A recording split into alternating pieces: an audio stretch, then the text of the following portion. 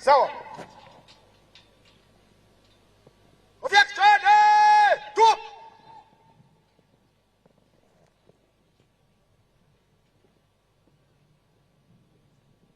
Gwarita tosha kwa Rais wa Jamhuri wa Uganda, kwa wananchi wa Uganda na kwa jeshi la ulinzi la nchi ya Uganda. Viva Rais wa Uganda! Viva wananchi wa Uganda! Viva jeshi la ulinzi la wananchi wa Uganda!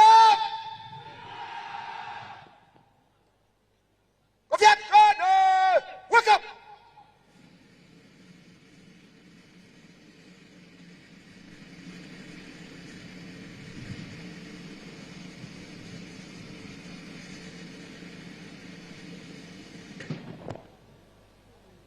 Badilisha start up!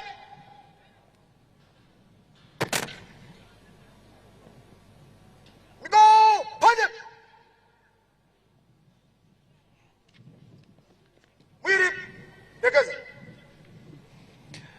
A very big round of applause to the parade commander, Colonel Rugwira, and the entire parade participants. It has been a very beautiful parade in a very beautiful weather. Your Excellency, we also recognize the honorable members of Parliament here. You are all welcome. As I had earlier mentioned, I will now proceed to invite the Joint Staff Political Commissar, UPDF, Major General Henry Masco, to come and present his report on the very numerous Tarehe Sita Defense Forces activities that have been taking place since November 2025. Today is the climax, but a lot has been happening. And I'm very sure and confident that the Joint Staff Political Commissar has a very rich report which he will share with His Excellency the President, the First Lady, and Honorable Minister of Education and Sports, and the entire audience very, very shortly.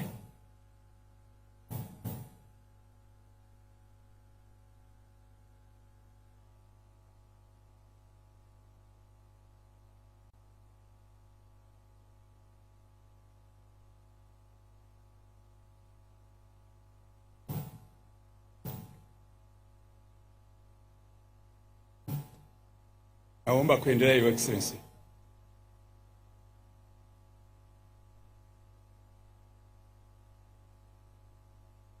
Your Excellency General Yoweri Kaguta Museveni, the President of the Republic of Uganda and Commander-in-Chief of the Uganda People's Defense Forces,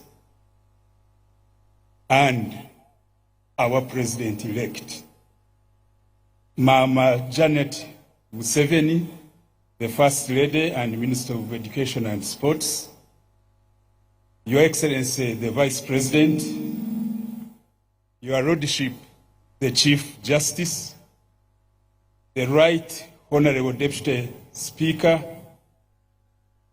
the senior leaders who are the Prime Ministers Emeritus, Right Honorable Mama Mbabazi, Right Honorable Hakana Rugunda, members of the Central Executive Committee of the National Resistance Movement present, Your Excellencies, the Ambassadors and High Commissioners,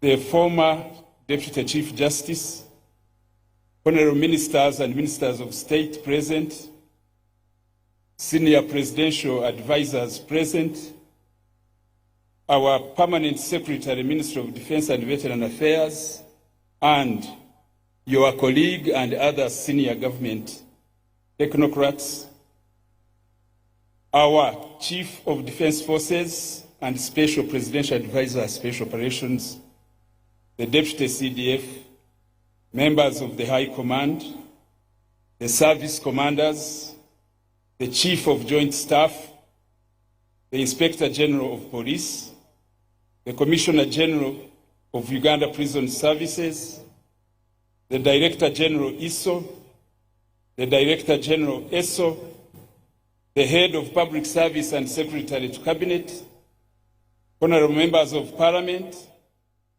our distinguished visiting military delegations, the defense advisors and military attaches, our distinguished religious leaders and cultural leaders present, the many district leaders of Kigezi sub-region and beyond present, general officers, senior officers of our security forces, officers and militants of UPDF, all the distinguished invited guests, all people present here from the Kigezi region and Uganda at large, ladies and gentlemen, a good afternoon. I am Major General Henry Masco Ndarubweine, the Joint Staff Political Commissar of the Uganda People's Defense Forces, here to present a brief report to Your Excellency about the 45th Anniversary Defense Forces activities, and also use the opportunity to highlight the significance of the Fronasa monument that you have unveiled this morning. Your Excellency, on behalf of the Defense Organizing Committee, headed by our Chief of Joint Staff, and on my own behalf, allow me to welcome Your Excellency and all our distinguished guests to the 45th anniversary celebrations of the birth of the People's Army, the Uganda People's Defense Forces, that is being witnessed here today at Kabale National Teachers Playground. Happy birthday is what brings us here. Your Excellency, allow me, before I go into the report, to use this singular honor to express our deepest congratulations on your well-deserved landslide victory in the recently concluded polls. Your Excellency, we particularly salute your extraordinary campaign trail characterized by rich articulation of the gains of the People's Revolution, and most important, guaranteeing that the country held one of the most peaceful elections witnessed not only nationally, but also in the standards of the region in the recent times. Your Excellency, in a special way, in that context, I want to pay special gratitude to our Chief of Defense Forces and Senior Presidential Advisor Special Operations for having steered us well under the banner of the National Election Mobilization Security Task Force. Your Excellency, we received a leadership unprecedented that delivered your intent to have a stable and peaceful environment that delivered the peaceful elections. Your Excellency, let me grab this opportunity on behalf of the 10 newly elected members of Parliament to represent UPDF in the 12th Parliament to sincerely thank you and the CDF for the honor and trust granted to us to represent the mighty UPDF yet another time as a deployment in Parliament. We pledge not to let your trust down, especially in maintaining the objectives you set for UPDF MPs while in the House. Let me now go to the gist of my report. Your Excellency, the 45th Tarehe Sita anniversary is being celebrated under the theme Defending the Gains of the Revolution and Honoring the Sacrifices of Freedom Fighters, a call for national unity, peace, and socio-economic transformation. Your Excellency, today is a climax of one of the most elaborate series of Defense Forces activities that commenced way back in November last year, 2025. This particular anniversary was deliberately conducted in phases to take care of the visa period of the electoral programs. As a result, the timelines for this year's activities were as follows. There was a brief to the national leaders hailing from Kigezi region in November on 11th, 2025. There was a brief to the media on 12th November 2025. Our civil engineers inserted in the region and other parts of the country to commence construction activities of our quick impact projects. The national launch held at the Ministry of Defense and Veteran Affairs Joint Headquarters was held on 18th November 2025, and on that same day we had a special luncheon for corporates and MDAs who normally cooperate with us in conducting this anniversary. The Joint Staff Political Commissar and media teams reached this region on 29th November 2025 with a big team of our medical personnel reaching this region from first and conducted their activities up to 15th December 2025.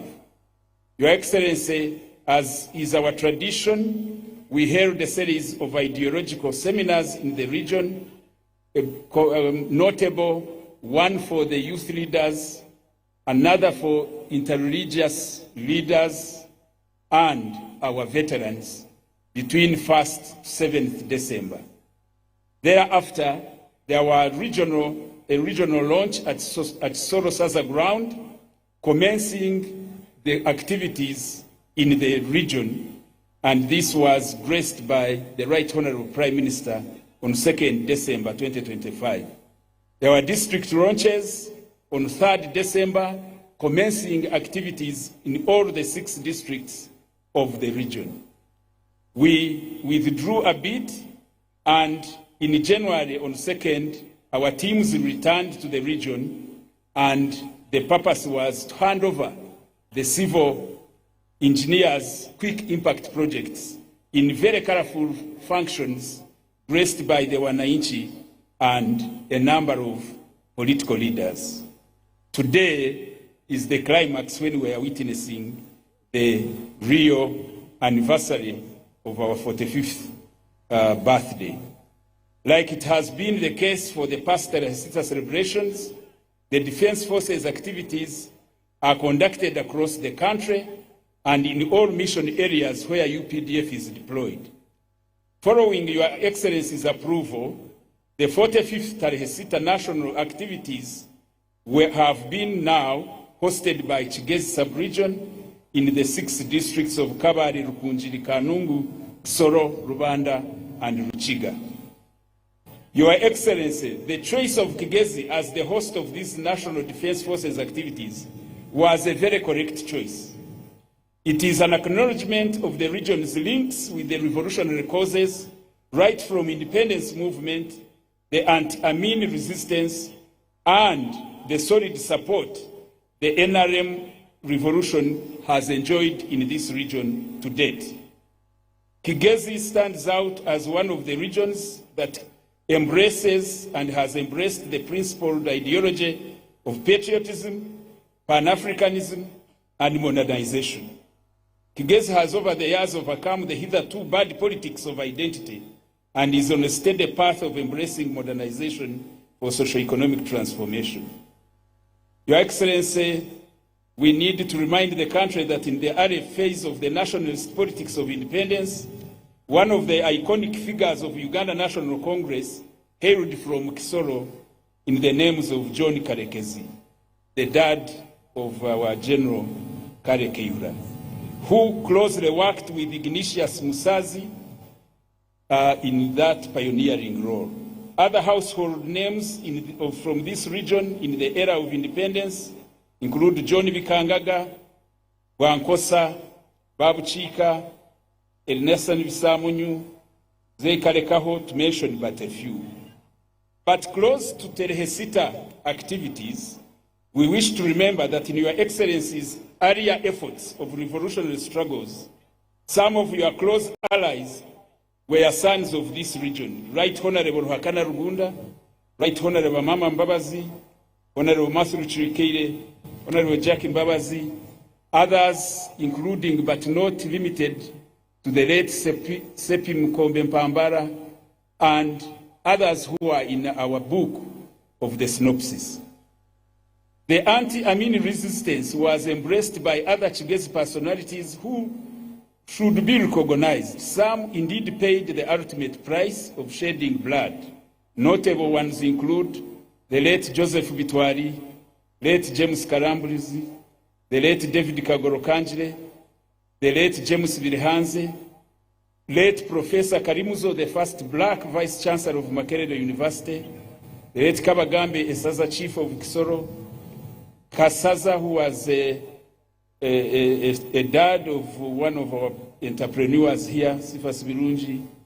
Others unsung and well-known include Rutachi Besigensi, Isidoro Tirwomwe, Wilson Niyonzima, Sam Mutabazi Rutagarukayo, Eric Birgeija, Rwambuka, and this one is still alive, Peter Bukokosi, Bernard Kayari, and Kakulu, father of the late Azizi Kwesiga, and unknown to many personalities who did clandestine work included the likes of Bishop Barnabas Haremana, Bishop Festo Chivenjere and Merabu Chivenjere, Father Vianney Kamari, Hope Chivenjere, Ambassador Matogo, Shemu Bageine, Edson Tuliagenda, Nicholas and Rosette Bjengoma, William Babigumira, Ambassador Kangwaje, Stephen, Professor Tebile Emmanuel, just to mention a few.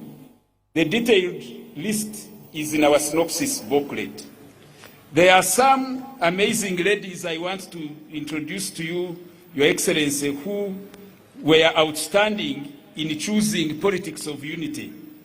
Emukeikru Bakamunaga in Bugonji, she stood out to embrace politics of unity when others were in the traditional sectarian politics. There is Omukeikuru Victor Bindeba, who is here today, of Rukunjire Nas, who supported our member who used to recruit fighters in Rukunjiri. Some of the highlights of the 25-26 Defense Forces activities include: 1, the political and ideological seminars for youth, which I've talked about, and significantly we had interaction with the university students who were on holiday, with symposia in the districts of Rukuchiga, Kabale, Rukunjiri, and Rubanda. Our district mobilization teams, together with other security forces, CIMIC forces, cleaned and engaged in exercises of Bulungi Bwansi as a signal of paying back to the population and showing an example. In all the districts, our teams planted many trees in areas that had earlier been identified and confirmed between us and the district leaders. Your Excellency, a solid team of UPDF generals, officers and junior officers from our commissariat and other departments at the joint headquarters carried out a number of CIMIC activities. I would wish to particularly point out this team led by Brigadier Michael Chibuye, head of CIMIC engagements, Brigadier Justice Rukundo, who led the Rukunjiri initiative, Colonel Nelson Ahebwa, who coordinated the team, Colonel Keiru Kogota, who headed the Rwanda effort, Colonel Asaba, who headed the youth mobilization efforts, Colonel Francis Byabigwamu, who headed the seminars for the religious leaders, Colonel Francis Xavier Bakehena, who headed our medical team in the region, Lieutenant Colonel Godfrey Rwabujumbure, who led the solo efforts, Lieutenant Colonel Robert Kamuntu, who led efforts in Kabale, Lieutenant Colonel Richard Nimanya, who led efforts in Ruchiga, Lieutenant Colonel Sam Tungura in Kanungu, and Major Engineer Albert Mukama, who headed our construction teams, which carried out very, very impactful CBD projects. Your Excellency, some of the light engineering projects that were undertaken in all the 6 districts and were officially handed over to the beneficiaries on the 6th January were mainly construction of classroom blocks, 8 of them, construction of culvert bridges, 8 of them, construction of sanitary facilities, 7 of them, construction of some staff accommodation blocks, 7 of them, and construction of some health facilities, particularly maternity wards, 2 of them, and construction of a 20-store market structure, and lastly, 2 monuments, one which you have commissioned in the stadium, Kabale, and also the fencing of the Saza grounds in Ikisoro. Your Excellency, the details are well documented in our synopsis book. The medical surgical camps, which started on 1st December and operated for a period of 14 days in the 6 districts of the region, covered a total of 50,425 patients, 15,142 males, 35,000 females. These were attended to by our static and mobile medical teams, and in all, significantly, 578 general surgeries were conducted. We also had a number of donations. Other highlights included our formal education and sports activities, where we donated to schools. We had patriotic debates in secondary schools on the theme. We had very, very engaging sports activities, which actually ended yesterday. And wananchi in this district, in this region, really felt the warmth of the UPDF and themselves as partners. Your Excellency, let me use this opportunity to thank and acknowledge the special support offered by some patriotic Ugandans, MDAs, and corporate entities who always donate generously and support us in these activities. Significantly, we salute the Commissioner General Uganda Prison Services. He renovated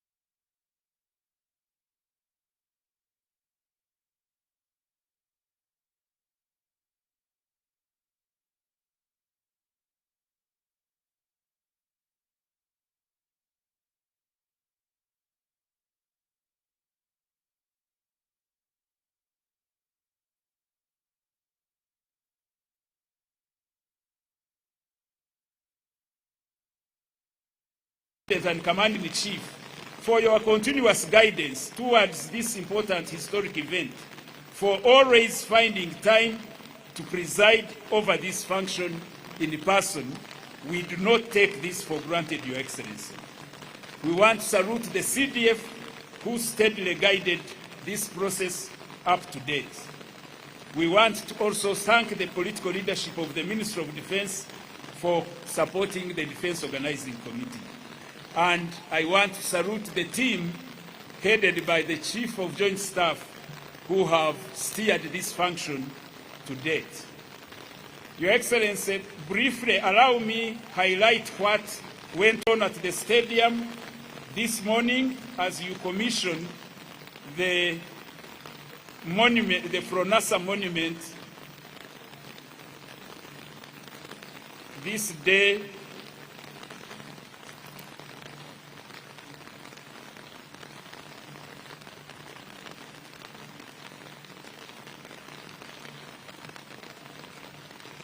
The significance of such monuments, like the one you have unveiled at Kabale Stadium, Your Excellency and countrymen, the nation and mainly the young generation needs to understand the significance of the event that has been performed in the stadium this morning.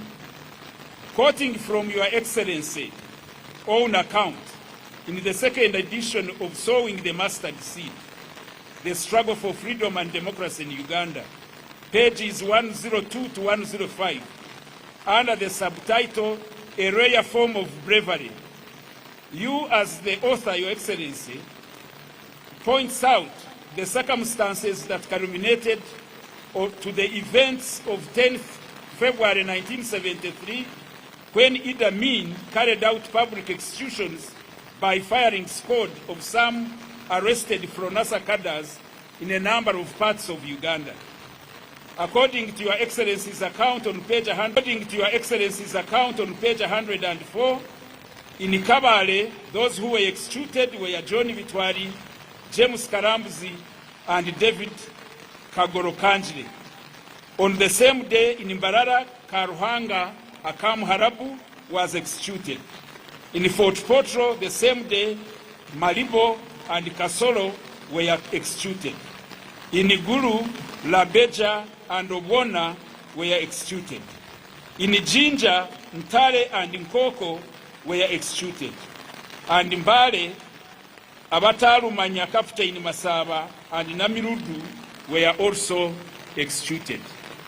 According to the same account, on the Kabale victims, you point out that James Bitwari and Karambuzi had been betrayed by a deserter from the bush in the bushes of Chiterera in Mayuge, while Kanjire was arrested in Guru, having been betrayed by Ewanu Latigo. It is the same Latigo who betrayed Rwaheru and Karuhanga of Chambogo from Nasa Cell by causing the arrest of Kanjire, who had used Chambogo as a transit point. The same Latigo betrayed Labeja and Obona, while Malibo and Kasoro had been arrested on mere suspicion. Therefore, building monuments to preserve such a history is very essential, Your Excellency. For the monument in Kabale Stadium, I am honored to give an account as a witness who was present as a young spectator.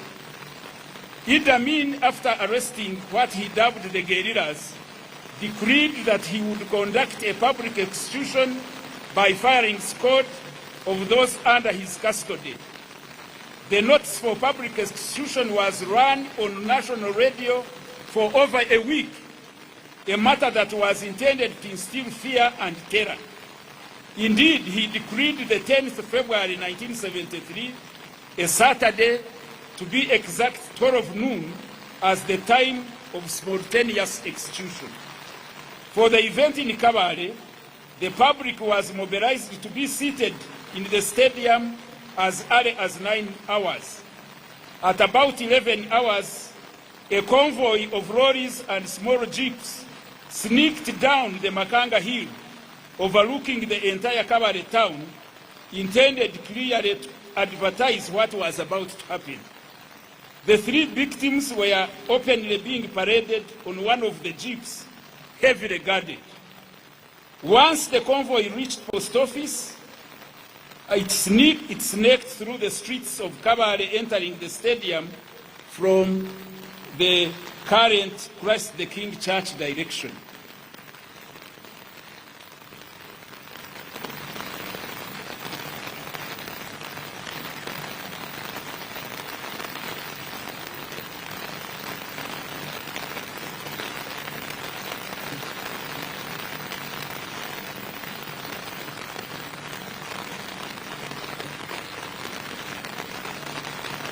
Your Excellency, the rain has sabotaged my written, but I have it in my head. Once the convoy reached the stadium, one lorry, which was bringing the firing party, parked near where the monument has been erected. Another lorry full of prisoners to evacuate the bodies once the execution is finished was also on another side. And the jeep carrying the victims went straight to the wall where we have erected the monument, and the commander followed in the jeep. And a few minutes to noon, the bishop, late Festo Chivengere, was given opportunity to go and pray for the victims and also take their last messages to their families. The bishop nearly delayed the execution time which was to be exactly at noon, hence being dragged by the commander himself and placing him behind the lines of the firing party. The bishop, seeing that now he was almost part of the firing party, decided to wave at the victims. As the victims tried to raise their hands, bullets went off and the whole stadium was filled with grief, darkness, and agony. Thereafter, the lorry which had been brought with the prisoners dashed to the scene, put in the bodies, and dashed off to an unknown destination. An unknown destination because the graves of those three have never been traced. Your Excellency, this was a small citation of what you did there for purposes of the members of the public who didn't attend. Once again, I want to thank Your Excellency for gracing this occasion, for continuous guiding us, and wish all Ugandans happy 45th Tarehe Sita anniversary celebrations. I want to thank you. Aluta continua.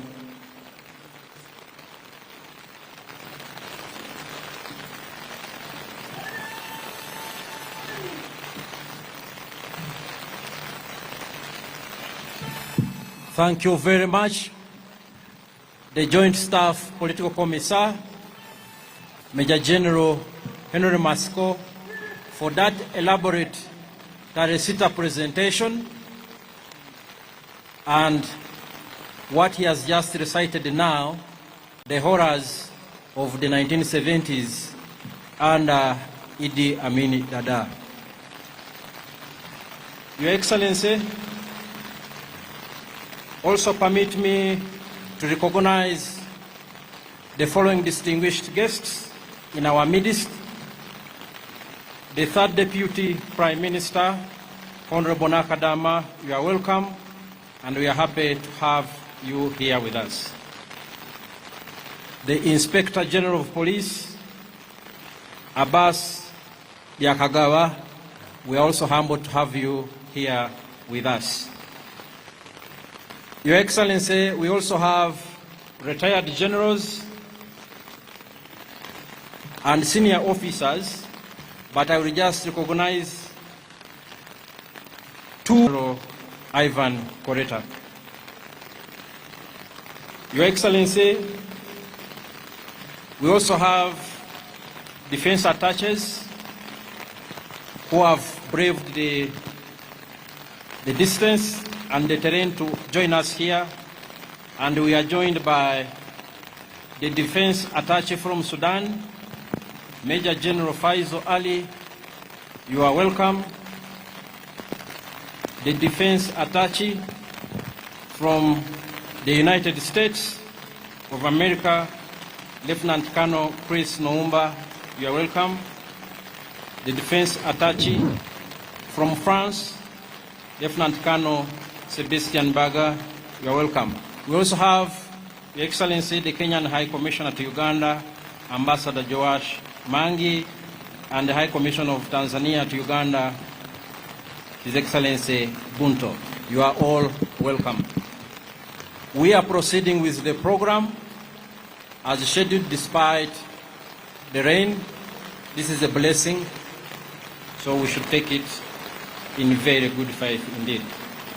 Without further ado, I take the pleasure to invite the Joint Staff Human Resource Management UPDF, Major General James Chinalwa, to come and present the outstanding junior officer of the UPDF for the year 2025.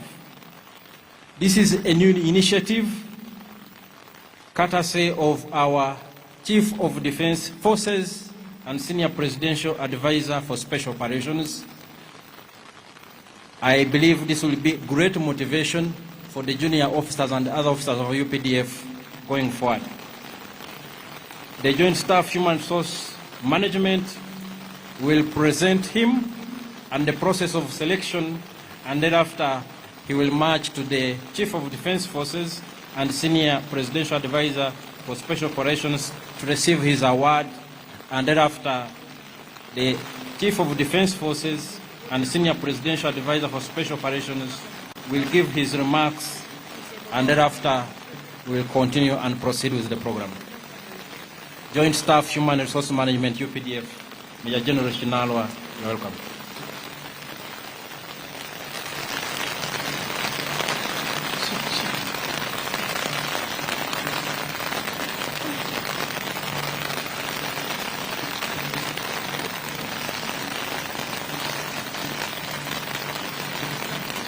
Your Excellency, the President of the Republic of Uganda and Commander-in-Chief of the UPDF, allow me right on the protocol observed. I'm Major General James Kinarwa, the Joint Staff Human Resource Management of the UPDF. Your Excellency, I'm here to present the outstanding junior officer for the award of the CDF for the year 2025. Your Excellency, sir, UPDF under the stewardship of the Chief of Defense Forces and the Senior Presidential Advisor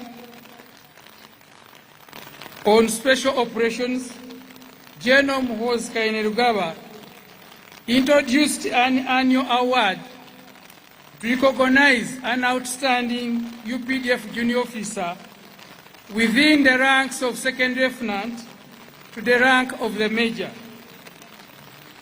Your Excellency, the award is aimed at promoting excellence, discipline, leadership, and professionalism within the lower-ranking officers by recognizing their individual outstanding competencies. Your Excellency, sir, the CDF guided on the selection criteria to determine the officer's performance, and these criteria included, among others, discipline, the physical fitness, moral and physical courage, integrity, leadership traits, the professional competence, as well as general performance in the field of work, among other parameters. In addition to the selection criteria, Your Excellency, the assessment was further supported with officers' annual confidential report, peer rating, the 22 critical requirements of an officer, oral and written exams, as well as vetting by the Chief of Defense Intelligence and Security to assess the officer's track record.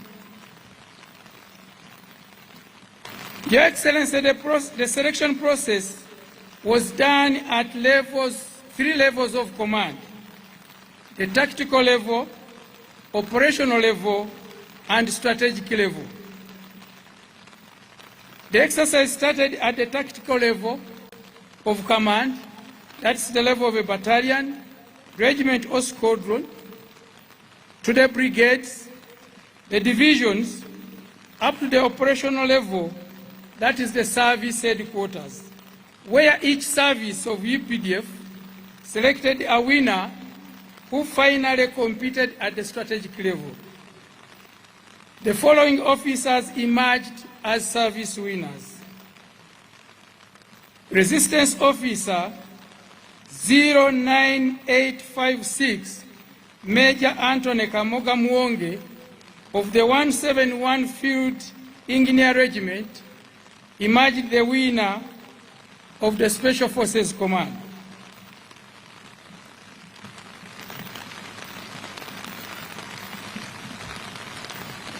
Your Excellency, Major Anthony Muwonge was born in Matete village. I would request the officer to come forward and stand near the CDF so that he can be seen. Major Anthony Muwonge was born in Matete Village, Matete Parish, Matete Sub-County, Maogola County, Sembabule District, to the late Emmanuel Muwonge and Mrs. Muwonge Banath on the 28th of March, 1982. He holds a diploma in civil engineering from Chambogo University. He joined the Army on the 28th of September 2001 and was later commissioned on 8th November 2002. Currently, he is the regiment commanding officer of 171 Field Engineer Regiment of the Special Forces Command.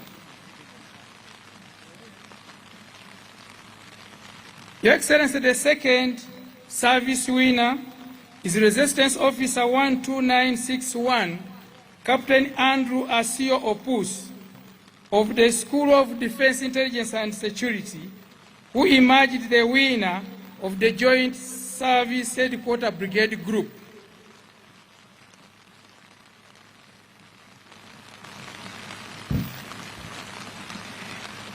Captain Andrew Opus Asio was born in Kakere Atitiri Village, Kakere Atitiri Parish, Bukedia Sub-County, Bukedia County, in the present-day Bukedia District, to the late Opus John Francis Emokori and late Asio Florence Emokori on the 3rd of May, 1992.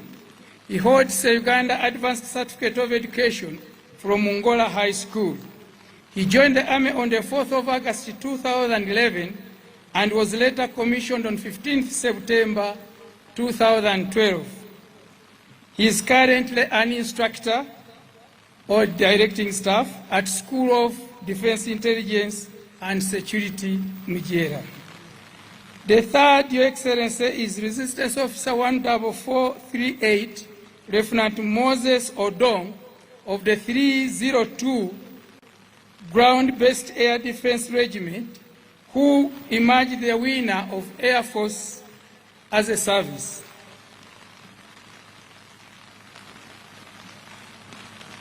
Lieutenant Moses Odong was born in Aburatung Village, Ongogoja Parish, Ongogoja Sub-County, Usuku County, Katakwi District, to Mr. Otukei Faustine and Mrs. Otlem Lake on the 17th of December, 1987. He holds a Bachelor of Science degree in Agricultural Land Use and Management from Makerere University. He joined the Army on the 7th of October, 2013, and later commissioned on 8th of February, 2019. He is currently an instructor at Uganda Air Force College, Nakasongola. And the fourth, who emerged the winner, is Resistance Officer 16633, Lieutenant Shem Bejiraje of School of Artillery and Air Defense. He emerged the winner of Land Forces.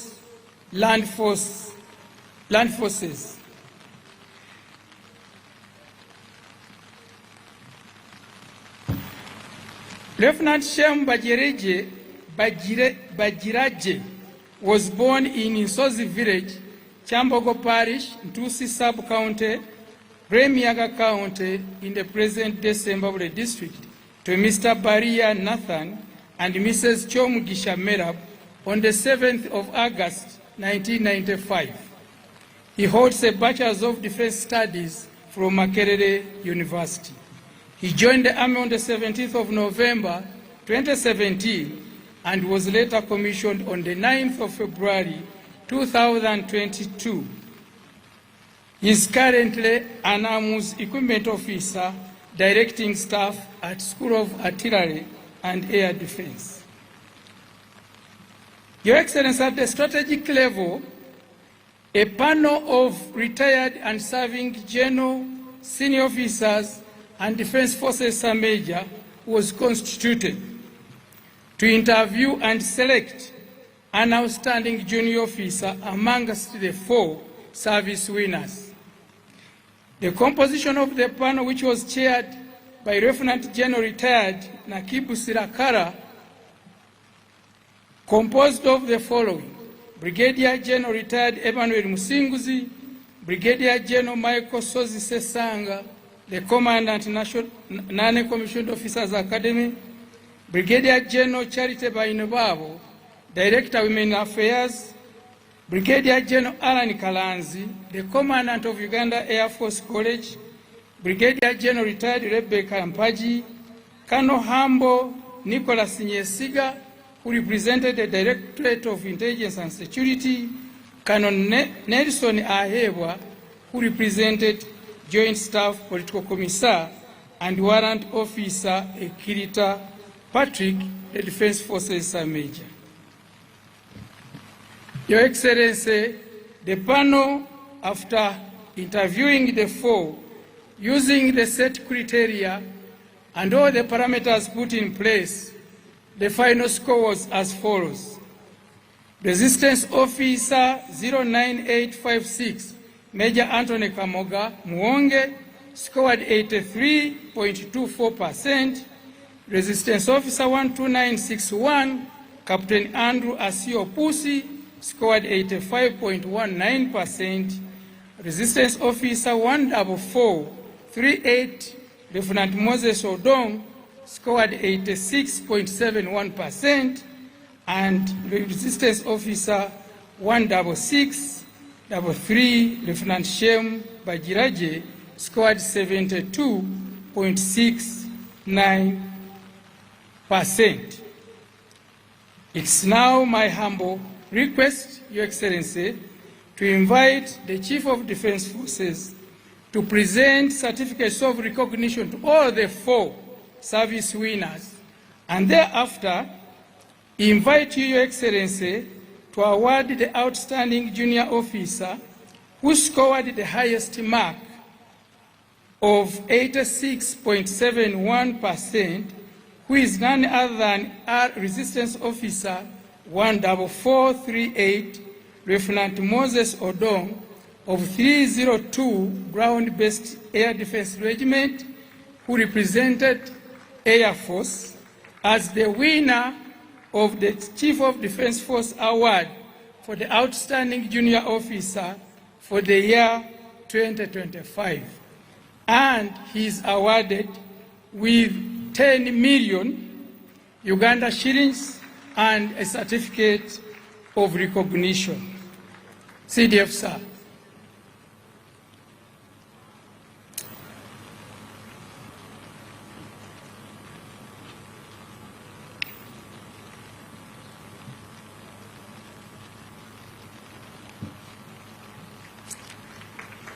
CDF, sir, may you also request His Excellency, when he has already awarded the Best Outstanding Officer, to grant a photo opportunity with the four finalists and the Deputy CDF Service Commanders and the Chair of the panel to accompany you and the CDF during the photo taking.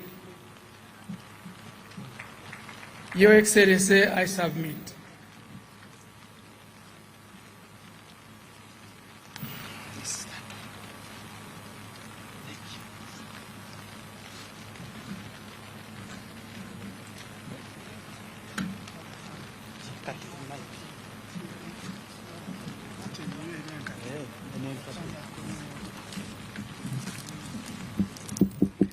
Thank you very much.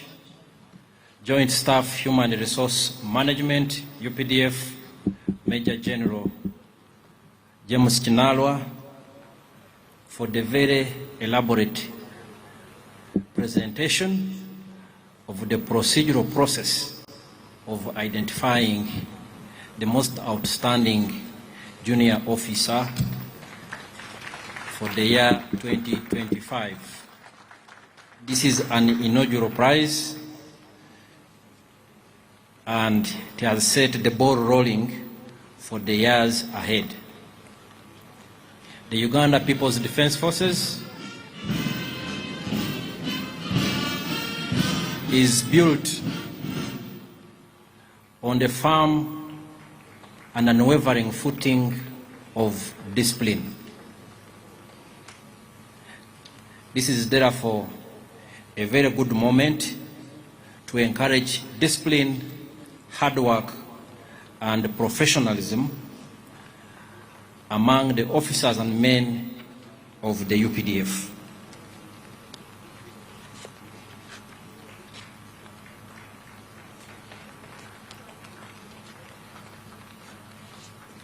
Congratulations to the winner for the well-deserved and well-earned award.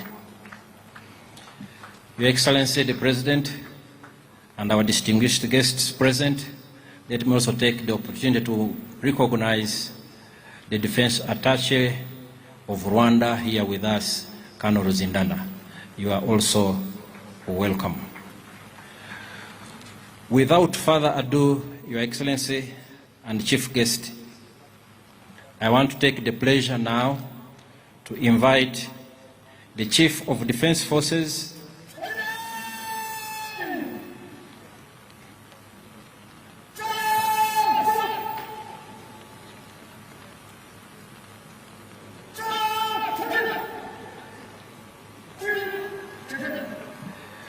the Chief of Defense Forces and Senior Presidential Advisor for Special Operations, General Muhoozi Kainerugaba. You are welcome to give your remarks and also introduce the visiting defense delegations from our partners and allies in the region. The floor is yours, CDF, sir.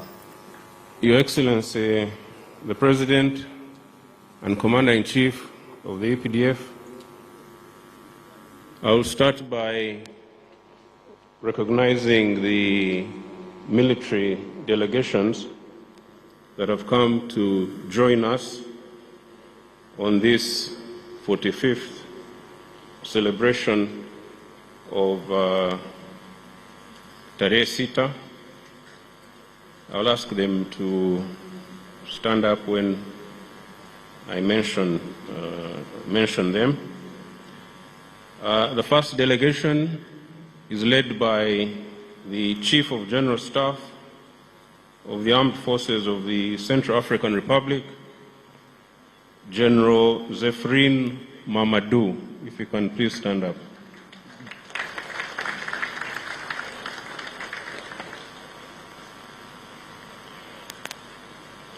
The second delegation is led by Chief of Staff of the Reserve Forces of Rwanda, Major General Alex Kagame.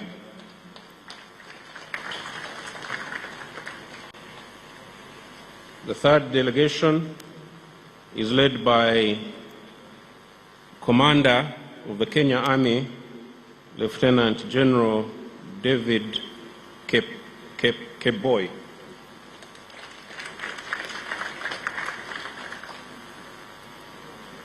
The third delegation from Tanzania is led by Chief of Personnel, Major General Marco Gaguti.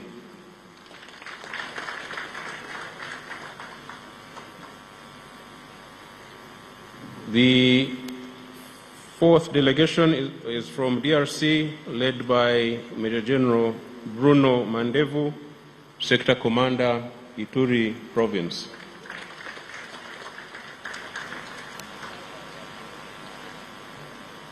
So those are the delegations that have come to join us this Tarehe Sita. Your Excellency, allow me to follow the protocol that was already enumerated by the Joint Staff Political Commissariat, and in the interests of time, go straight to the speech. Your Excellency and distinguished guests, I greet you all and welcome you to Kawale for the 45th edition of Tarehe Sita. It is by the grace of Almighty God that we are all gathered here in this place during this new year of 2026. I hope the festive season treated you all kindly. It is my humble prayer that God grants you your dreams and aspirations for the year that lies ahead. I congratulate the people of Uganda for peacefully exercising their democratic right in the just concluded presidential, parliamentary, and local council elections. The people of Uganda have indeed vindicated themselves very well. Well done to all Ugandans, and Happy New Year to all of you. Your Excellency, on my own behalf and on behalf of the officers and men of the UPDF and the entire security system in Uganda, we offer our profound congratulations to you upon your well-deserved election victory. The most decisive election victory since 1996. It is also quite comforting that, save for a few isolated cases, security was observed in most parts of the country throughout the electoral process. Voters went about the business of electing their leaders in a serene, calm, and secure environment. As a consequence, the 2026 general elections are already being called the most peaceful elections on record. Your Excellency and distinguished guests, the people of Uganda delivered this election victory to you because they know and understand better than anybody your value as a leader. What is more, the people of the wider Great Lakes region also celebrated this victory. This is because Your Excellency's vision, leadership, and successes are no longer only enjoyed by the people of Uganda alone. Your vision and successes transcend the borders of Uganda. Save for a few naysayers, the true believers in Africa's destiny and independence are all celebrating Your Excellency's victory across the continent. Your Excellency, the President of Uganda and Commander-in-Chief of the UPDF, I and the entire military leadership and the men and women of the UPDF once again pledge our unwavering loyalty as you embark on the renewed popular mandate granted to you by the people of Uganda from 2026 to 2031. We will steadfastly support you as you continue to uplift the people of Uganda to the upper middle income status.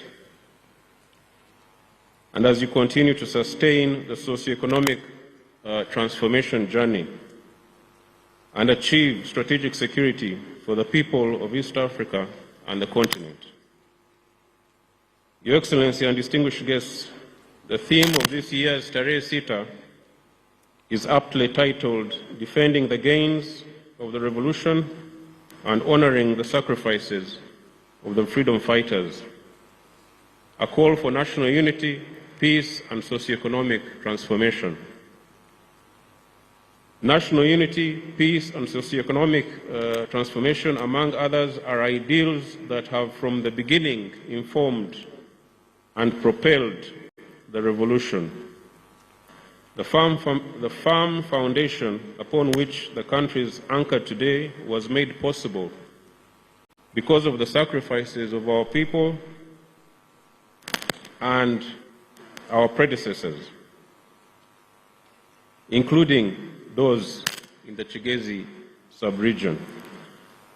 The responsibility now lies with all Ugandans to make sure that the gains of the revolution are never lost but are secured and further built upon for the progress of Uganda, the region, and Africa at large. Your Excellency and distinguished guests, on this occasion of Tarehe Sita, I wish to specifically highlight 3 issues for the people gathered here and the country at large. These are the overall security situation in the country, the ongoing UPDF operational engagements, and the welfare of the defense forces. On the matter of the security of the country, the entire country is peaceful from north to south, east to west. Contrary to the threats that were peddled by some hostile actors in the lead up to the elections, the country has had the most peaceful and decisive elections since 1996. The electorate largely heeded our advice to vote and then go home without causing any trouble. Due to incitement to violence by some opposition actors, there were criminal gangs who tried to stir up trouble in some parts of Kampala, in Butambala, Mukono, Sembabule, Jinja, and Luero after the elections on the 15th of January. The security forces dealt with the troublemakers promptly, arresting and charging scores of suspects in the courts of law. Many were remanded and are awaiting trial by the courts. Your Excellency and distinguished guests, I therefore pay tribute and thank all the members of the security forces for the job well done. They were able to maintain peace and security throughout the country during this election period and prior to that during the festive season. The UPDF, the Uganda Police Force, the Uganda Prison Services, the intelligence services all deserve our appreciation and applause. There were credible threats of misguided political actors who wanted to instigate violence in the elections, but the threats have all been contained and overcome. We thank the people of Uganda for working closely with the security forces to keep the country peaceful and secure throughout this period. The country is peaceful and will continue working to keep it that way now and in the future. The next point, Your Excellency, is about our ongoing military engagements in Uganda and the region. In Karamoja, the UPDF 3rd Infantry Division has continued disarming some of the remnants of armed Karachunas and discouraging others from acquiring illegal arms. As a result, tourism and other investment opportunities have begun to pick up again on account of improved security, peace and security in the region. Our peace support and stabilization missions in Somalia, South Sudan, and Eastern DRC are also progressing well. The ongoing external operations have a direct knock-on effect on the overall peace in our country, and therefore, by helping to stabilize the region, Uganda benefits directly. The last point, Your Excellency, is the matter of the welfare of the defense forces. This is a matter that is dear to us as an institution, and we are grateful for Your Excellency's continued guidance and support. The feeding, clothing, and accommodation facilities of our officers and men have continued to improve tremendously.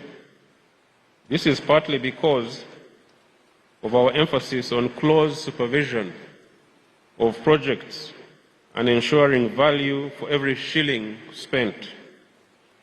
We are making sure that all the services, divisions, independent formations, brigades, and so forth throughout the UPDF receive support to address office and housing deficits in those formations.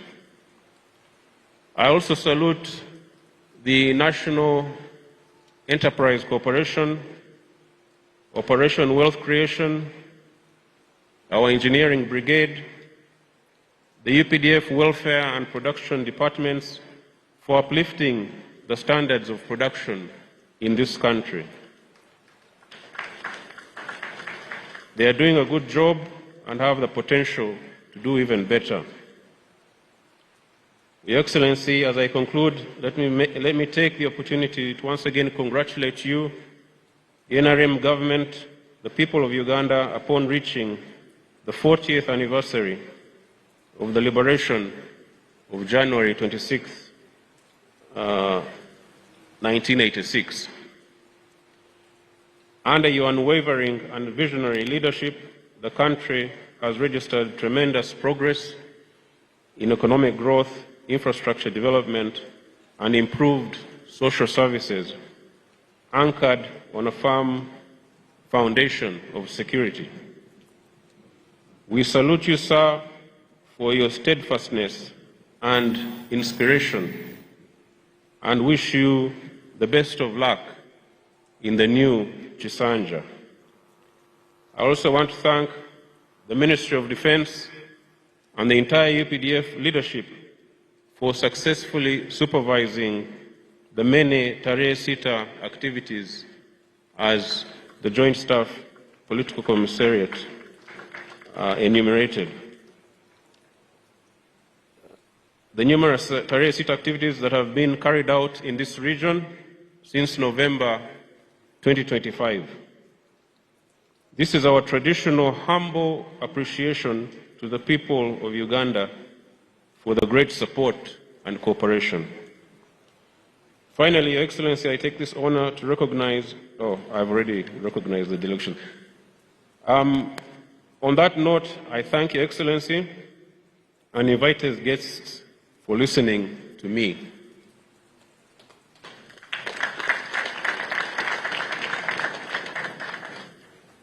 Mungu pamoja nasi.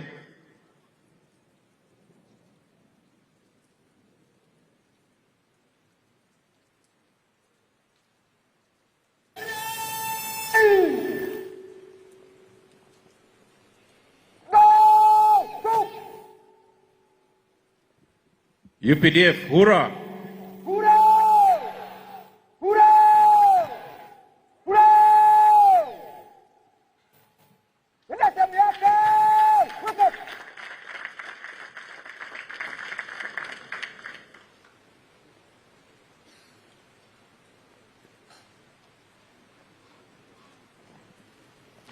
Thank you very much, the Chief of Defense Forces.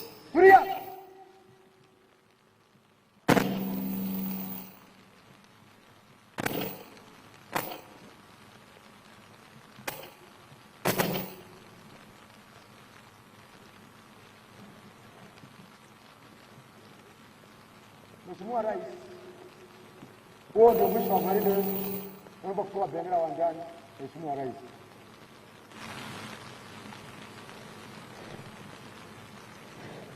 The parade commander, Colonel Rugwira, is asking for permission from the chief guest, His Excellency the President and Commander-in-Chief of the UPDF, to march the parade off the parade square, and that permission has been granted.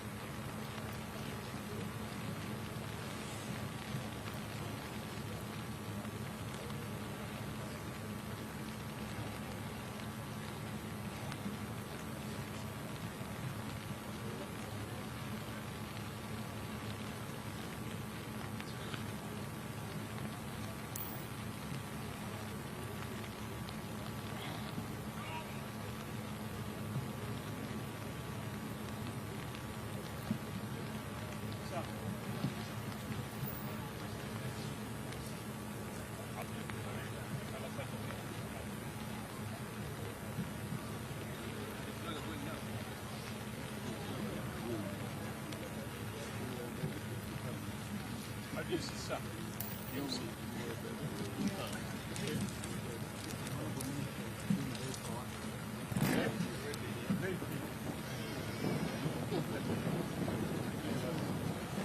now the parade is also doing. Yes. Now we want to stand here. That's another 10 minutes. Stand. Kalapata goes. The parade. I was requesting.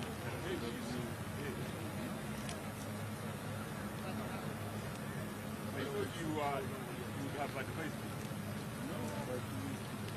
That's my humble request, sir. Yes, sir. I wish you knew the reason why we were here. Your advice is very good. And we are under strict instructions from the commander that we should. But if you insist, I can now calm down and I tell him then we should decide we come back. Because I knew we would wait, but we wait to be invited. And then God have said, no. Yeah. The parade has much of. Yeah. So that might take another.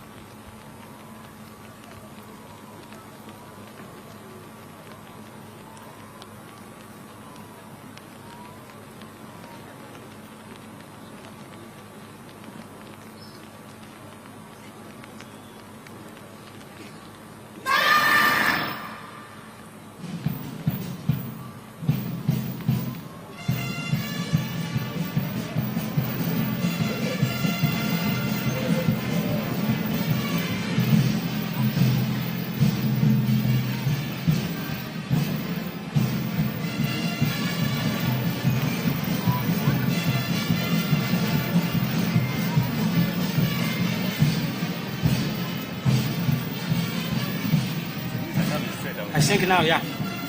Yeah, afterwards, yes. After this now, Afande Magezi will come to invite him. I'm here. Hey, okay. The master of ceremonies. Colonel Magezi is not here, but the master of ceremonies is here. He's here.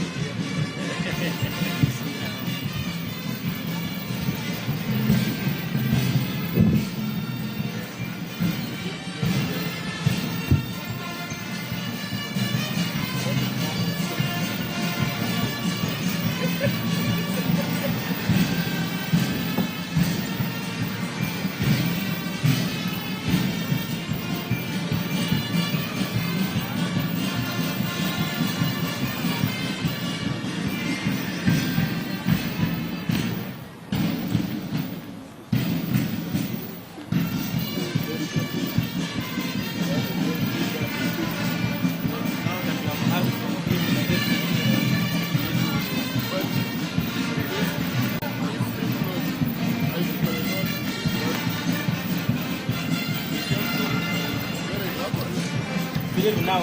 It's still raining, Timmy.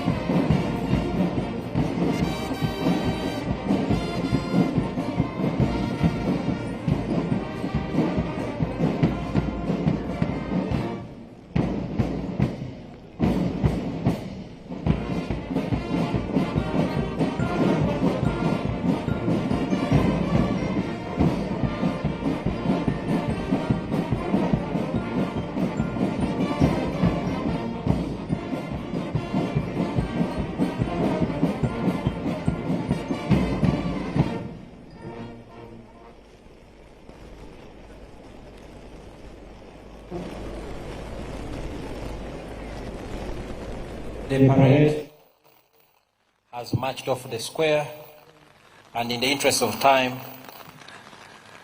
first, a big round of applause to the Chief of Defense Forces and Senior Presidential Advisor for his very elaborate speech. And then secondly, I take the pleasure to invite the Honorable Minister of Defense and Veteran Affairs, Honorable Maxon Oboth, to come and give his remarks, and thereafter invite the chief guest, His Excellency the President and Commander-in-Chief, to address the nation. Honorable Minister, you're welcome.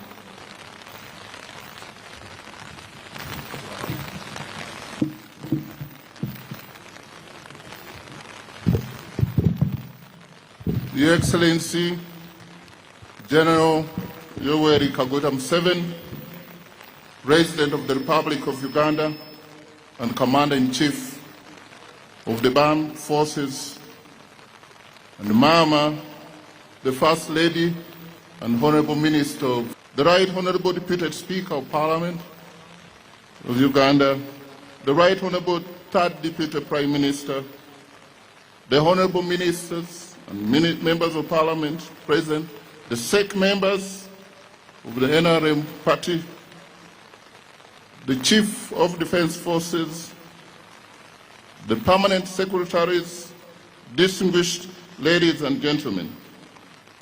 Your Excellency,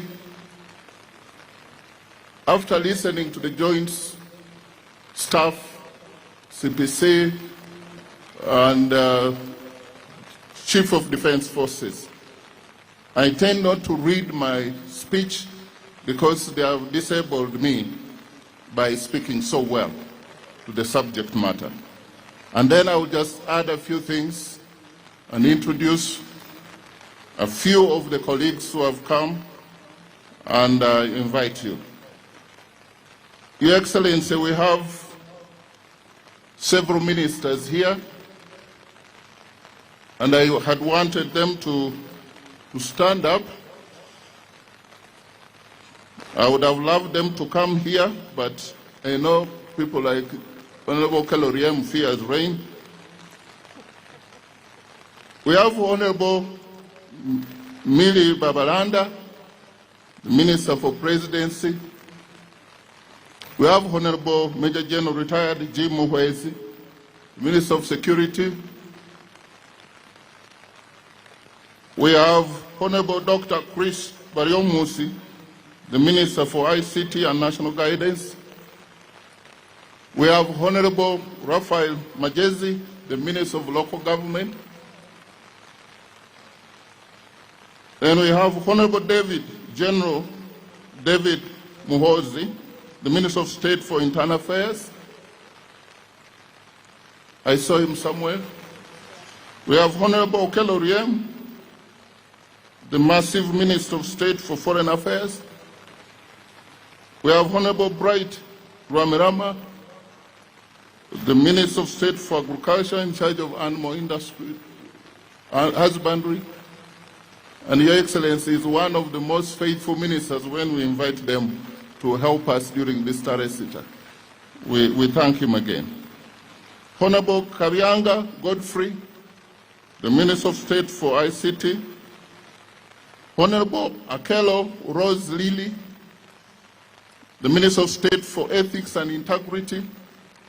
Honorable Anyakun Esther, the Minister of State for Labor.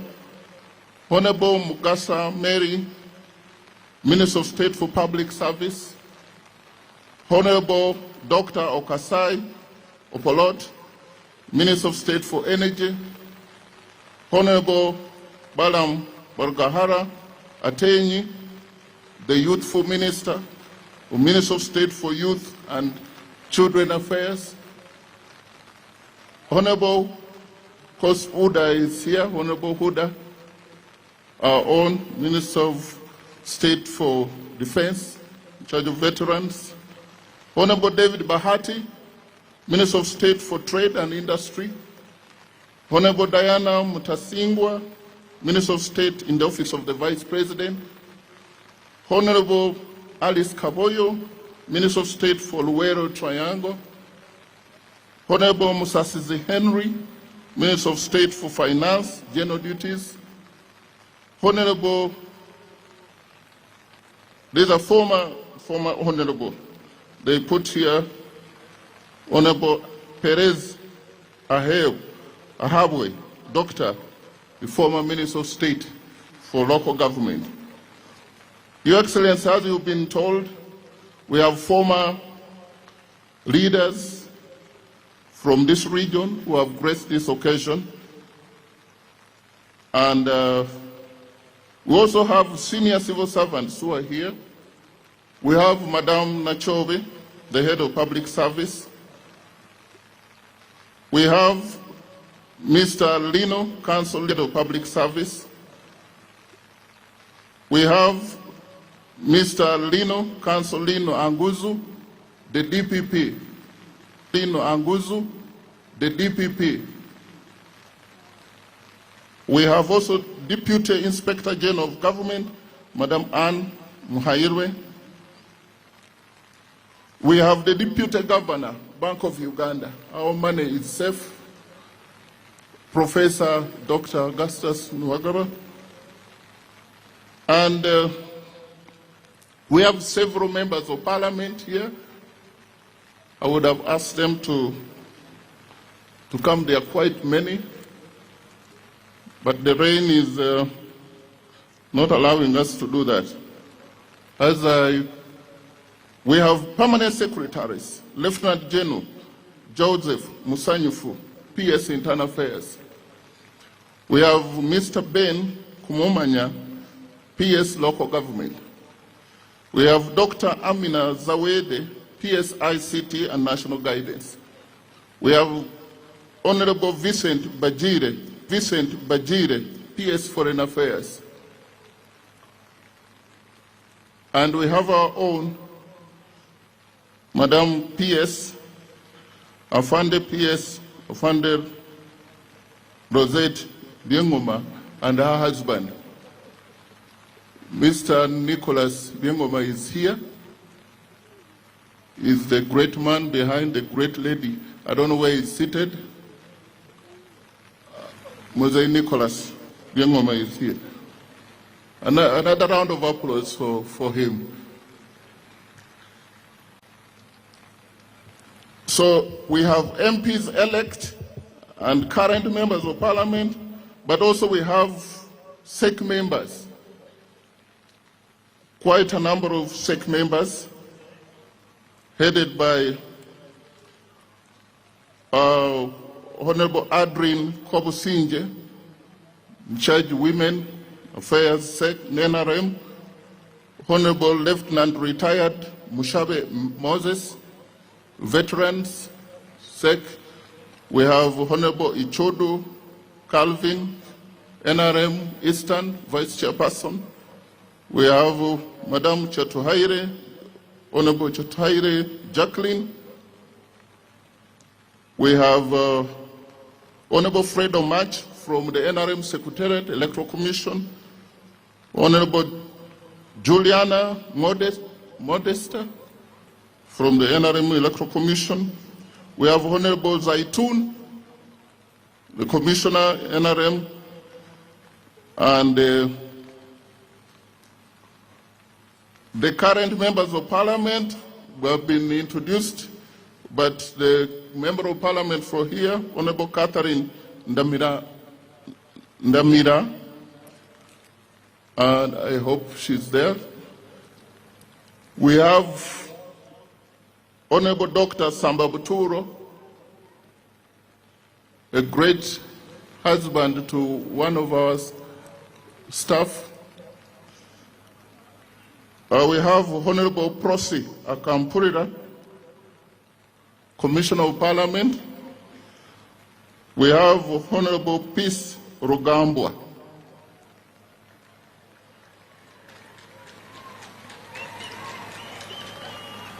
We have Honorable Dr. Protazio de Gumisa. We have Honorable Akifeza Grace. We have Honorable Aja Bariayanga. We have Honorable Bruce Baraba. We have Honorable Kishaba Patience. We have the current MP also, Honorable Kamsimi Caroline.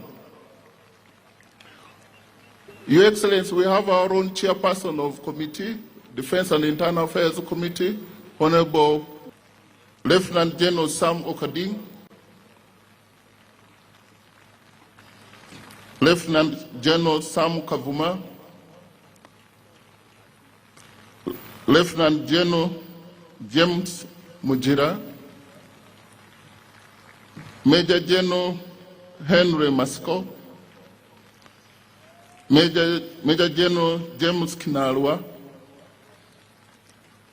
Major General Joseph Semwanga. We have Brigadier General David Robert Gonyi.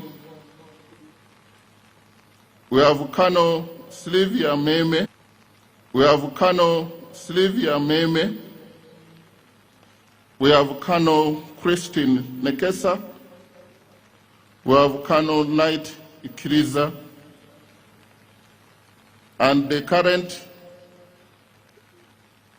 I would say the outgoing MPs who are here, and Brigadier General Charity Bainababo,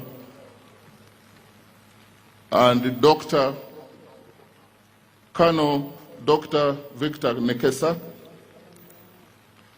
and the Honorable Lieutenant Colonel Dr. Jennifer Alanyo. The MP-elect, we have Honorable Jacqueline Mbabazi, brand new. There are several MPs elect whom I have not mentioned their names.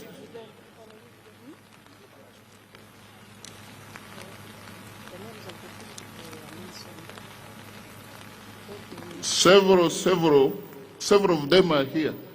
If they don't fear the rain, they will come, especially the new MPs from this area. They have come, many of them. Please find your way here. The Commander-in-Chief has to know you. Put your hands together as they come.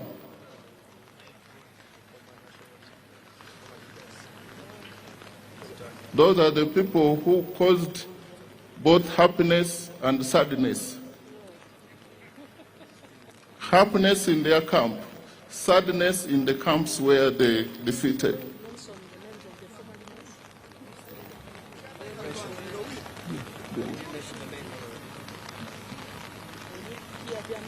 Okay.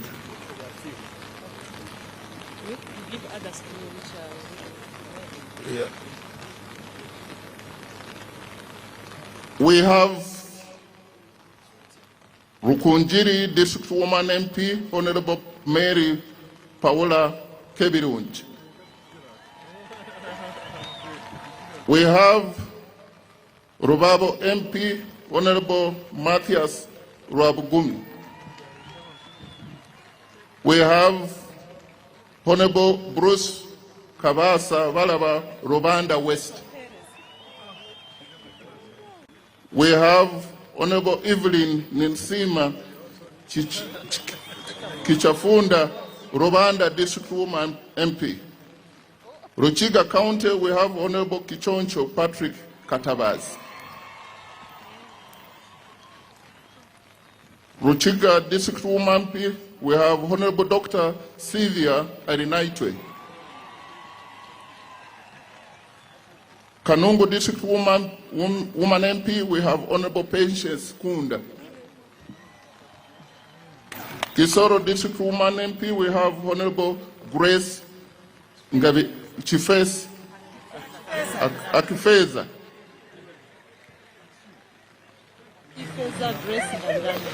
I have it here as Honorable Grace Ngabiran.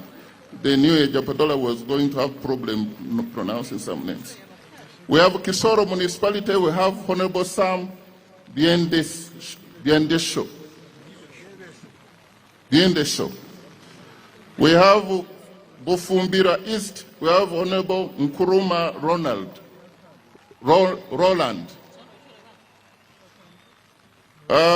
Kabale District Woman MP, we have Honorable Init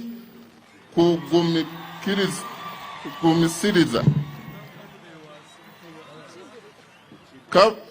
Kabale Municipality, we have Honorable Aja Andrew Bariayanga. Ndorwa West, we have Honorable Eliab Naturinda Mpolera. Ndorwa East, we have Honorable Dr. Protasio de Gumisa. And then also have a Member of Parliament, Buweji West, is Honorable Engineer Dr. John Bosco Koi Karisa.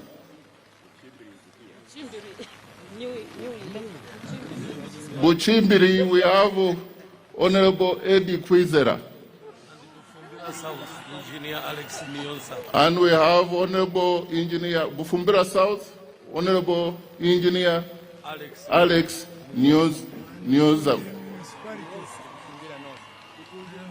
Yes, General, your name was number one here, but they had the cross that you were not around. Rukunjiri Municipality will have General Henry Tumukunde. Bufumbira North,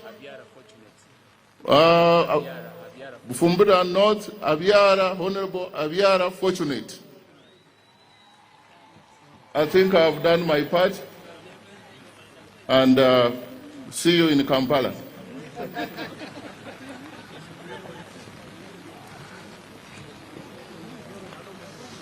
Your Excellency, Let me take this opportunity to thank you very much for creating this time to come and grace this occasion. And secondly, on behalf of my own self and the civilian staff of the Ministry of Defense, we want to take this opportunity to congratulate you upon your landslide victory overall in Uganda. Congratulations, Muzei. Your Excellency, I also want to thank the Vice President of the Republic of Uganda. She has never turned down our invitation for this event. Madam Vice President, we don't take your presence for granted, and many of you who have come always. With those so many words, Your Excellency, I want to take the honor to invite you to speak to this gathering and to the nation. Put your hands together for the President as he comes to speak.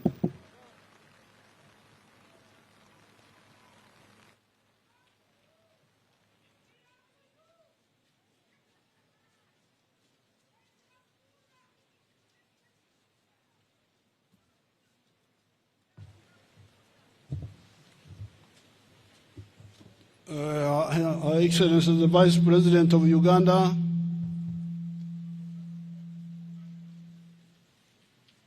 and His Lordship the Chief Justice, Deputy Speaker, all the other political leaders,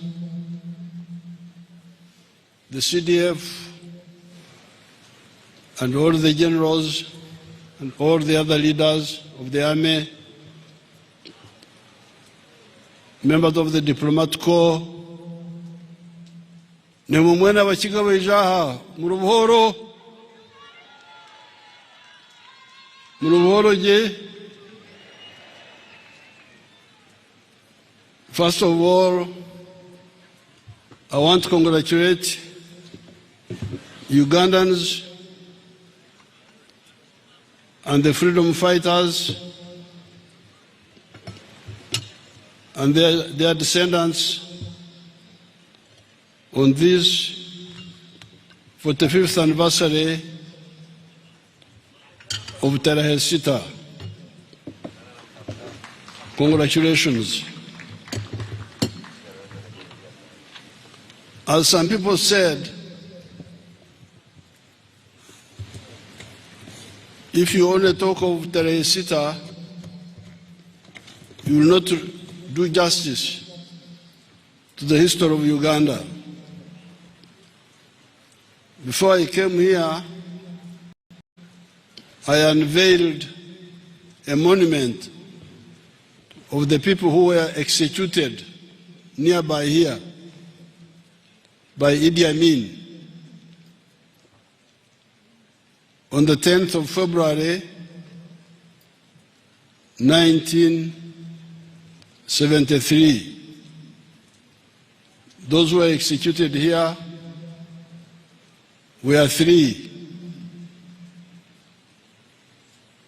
Mzee Joseph Bitwari, Karambuzi, and a young man called David Kanjire. This was the earlier phase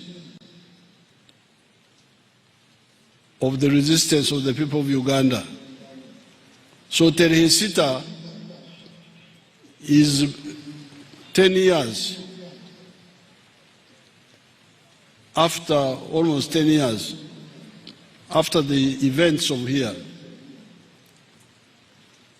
As Major Matsuko was telling you, the three people who were executed here in Kabare, we had others who were executed in Mbarara, Karhanga, Fort Poto, Malibo, and Kasoro, Kabare, Kampala. They shot a robber whom they thought was a freedom fighter. In Jinja, Idi Amin executed in Tare and Nkoko, in Mbare, He executed Namirundu. Namirundu was with us. The young boy of 17 years old was with us. But the other man, Masaba, was a former army officer, but he was not with us. Then in Gulu, they executed Labeja and Obona, who were with us.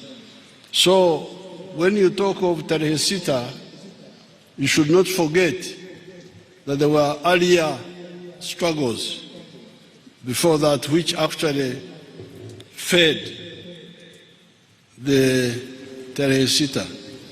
Because the people who took part in Tarehe Sita had been trained by the 28, whom we trained in Mozambique,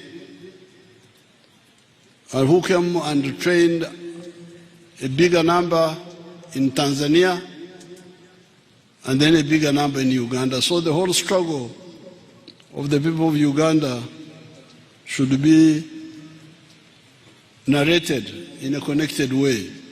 I have not read the literature to know how you have written it, but I wrote about it in the books. As Major General Matsuko said, it is all there in sowing the mustard seed.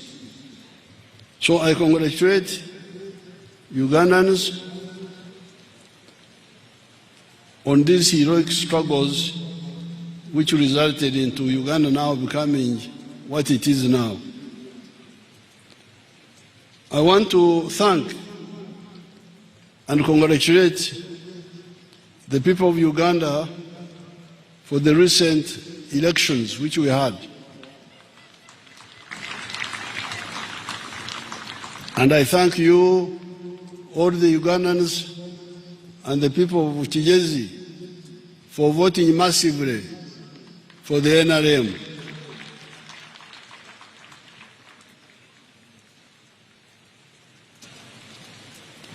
I want to thank God for visiting Kabale now to celebrate. Because today we are celebrating Tarehe Sita, but also celebrating the victory we had recently in the elections. We are celebrating both. Now, I started coming to Kabale in 1964 when we came to play cricket with the Butobere.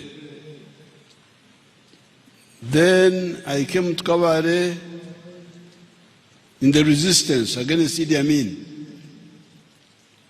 when I came to see Karambuzi and Vitwari, the ones who were killed after some months.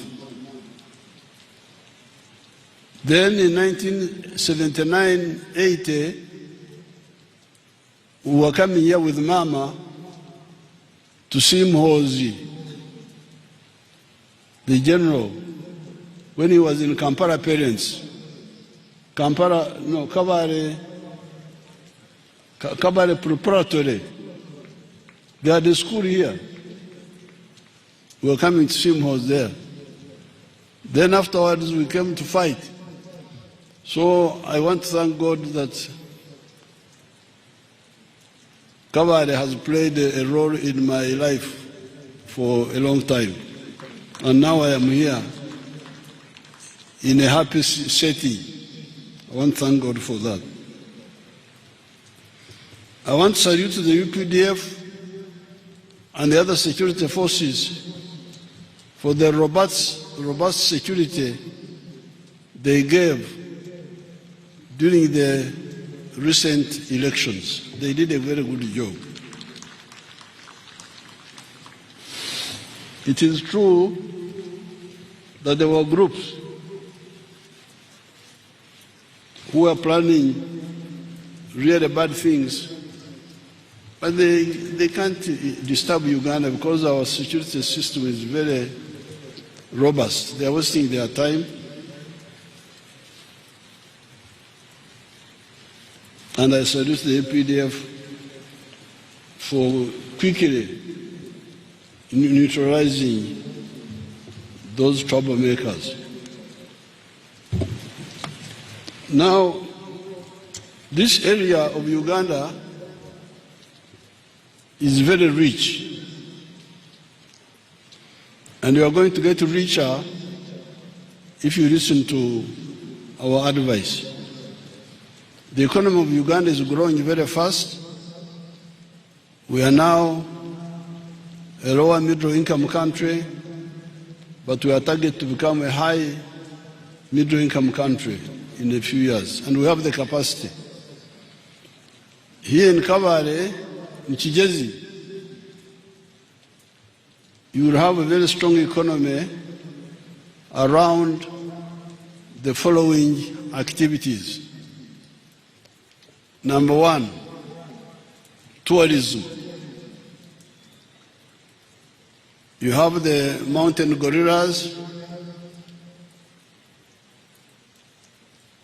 Then you have on the other side Queen Elizabeth. The mountain gorillas are in Mugahinga. They are also in Windi. These are all in Kigezi.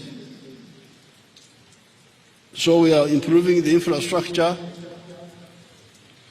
We are building what we call the tourism roads, tarmacking them to link these areas very easily for travel. But we are also going to expand Kisoro Airport. We are going to expand it. And we are going to build a big new airport somewhere here in Nzei's land. Where is Nzei's land? Where is that place where Nzei gave us land? I want to thank Amos Nzei.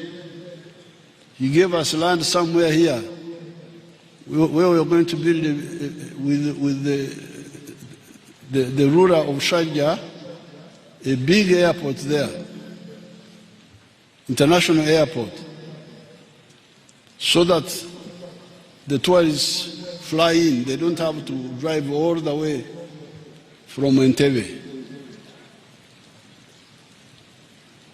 We're also going to build another huge airport in Mbarara, bigger than even Entebbe, because of the one of Mbarara is mainly for the trade between South America and China. Apparently, that area is the middle point between China and South America, Argentina and Brazil. So this area is going to develop around tourism. It is already developing, but it will develop even more. Secondly, manufacturing. Manufacturing around. No, but before I go to manufacturing, let me talk about commercial agriculture. Although the land is fragmented because of land fragmentation, this land can be very productive with the right enterprises. But we need to add two things. To add the use of fertilizers and the use of irrigation. Because I stopped on the way here coming, and I saw some people growing some few things there, but they don't use fertilizers. They also don't use irrigation. Now I don't know whether my people have my videos. Can you show these Kabale people the irrigation at Bushenyi, if you have it?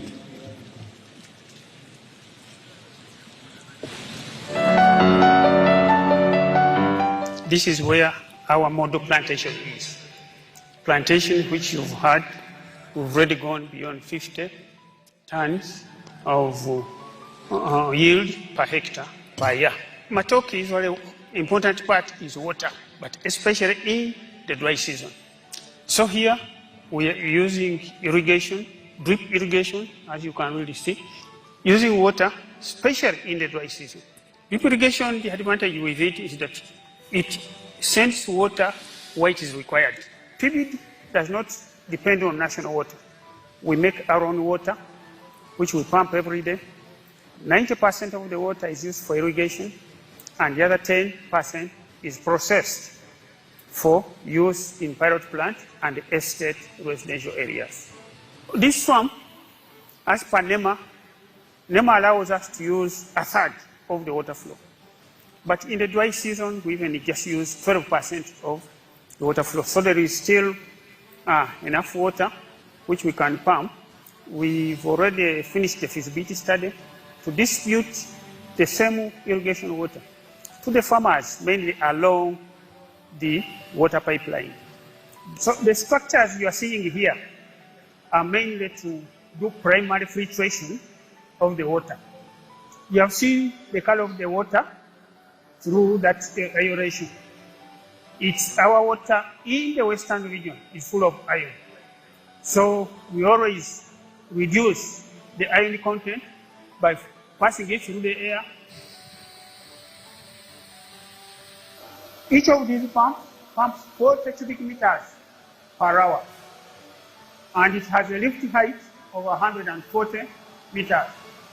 That's why we are pumping it 110 meters from here. Where we are standing is 110 meters below the reservoir where it is being pumped. You see these ready tanks? Those ready tanks are full of sand. To again continue the filtration of the water. We are using drip system, which uses very, very fine water. We should not be having any floating particles to block the system. Many people, when they hear His Excellency talking about 53 tons, people wonder if that's possible or not.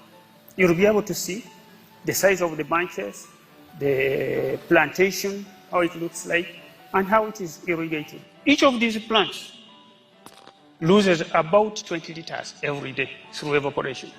So, in other words, you have to replace 20 liters of water for the plant every day. Then we also maintain our... You can hear the science. Each banana tree loses 20 liters of water per day. Each banana plant loses 20 liters per day. So by irrigating in Bushenyi, we are harvesting 53 tons per hectare per annum. But you have Banyankore there, nearby, who don't irrigate and who don't use fertilizers. They are getting 5 tons. So we are harvesting 10 times more than they are harvesting. This is what must be cured. We must have irrigation and the use of fertilizers in the whole of Uganda, including the Kigezi area.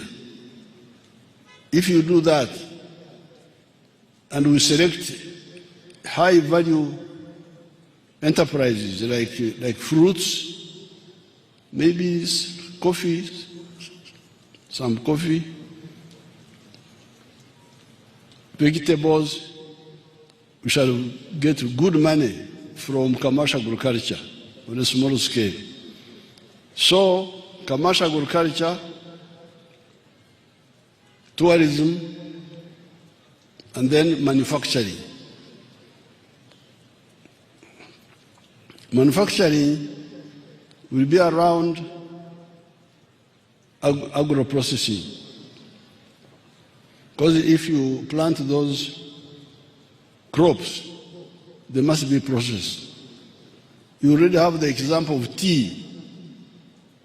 Tea was doing very well, but the price went down recently But we are addressing that because I'm glad the price of tea globally did not collapse. Here the price went low because of some mistakes. Number one, not using fertilizers, as already said. But number two, careless harvesting. Otherwise, if we do those, even tea still has got a market, according to what my tea people have told me. But there are other crops, like apples, which give very good returns per acre per annum. Coffee, dairy, poultry for eggs, and so on. Even fish farming. I've got a fish pond at Katuna there. Let them see my fish pond.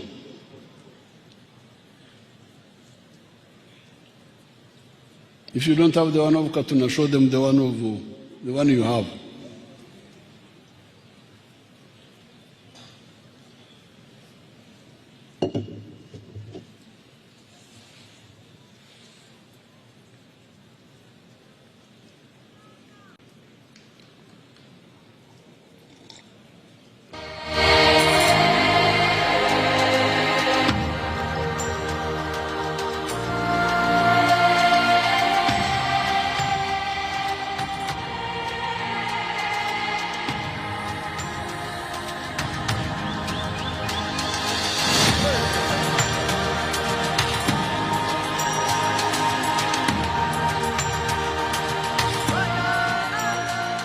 My name is Mwebesa Emmanuel, the Presidential Hub Manager for Kigezi.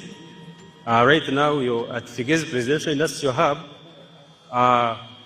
We are now introducing, or we have introduced the 4-acre model. We have a banana plantation as our first acre. We have coffee plantation as our second acre. Then we also have dairy there as our third.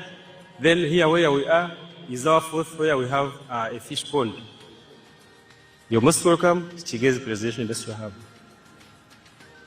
Hub. Here our fish pond, the size is 20 meters by 50 meters. And the capacity we can stock is 10,000 fish. Then the cost of making this pond, as you can see, we used an excavator and a bulldozer, which all cost 26 million. And then the fish, each is 500 shillings. And we have catfish here, and in those wrappers, we have tilapia, as you can see.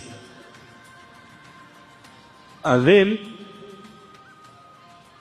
we are going to feed this fish for 9 months. After 9 months, it will be ready for sale or for harvest. And the cost of feeds that we shall use in the 9 months will cost only 6 million. So when you get the cost of establishing this fish pond, that is 26 million, then we add 6 million for the feeds. So that one will be 32 million. So at the end of 9 months, after we have harvested, each fish will cost 10,000. So if you get that 10,000 multiplied by the number of fish, it will come to 100 million. This is called a fish tank. And we demonstrate to learners or our visitors, we demonstrate to them, because this is the upper side where we don't have a wetland. But even without a wetland, you can have such. You put in your fish, Here we have 600 catfish. They are making, they are going to make 2 months. So even at home, you can set up this and have your fish. We are also going to harvest this after 9 months. The only difference with the other one is that here no, that one is taking long. Is not giving us the Chibaro properly. Show us the one of Lila. But you have heard he's talking a lot. He's not concluding. But you have heard that they are earning 100 million from that pond, which is in half an acre. 100 million shillings. Let's see the other one. The one of Lila is faster.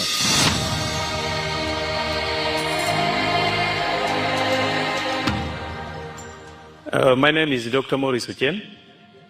I am a commissioner by appointment, deployed at State House, and I've been assigned by the President to execute the 4-acre model.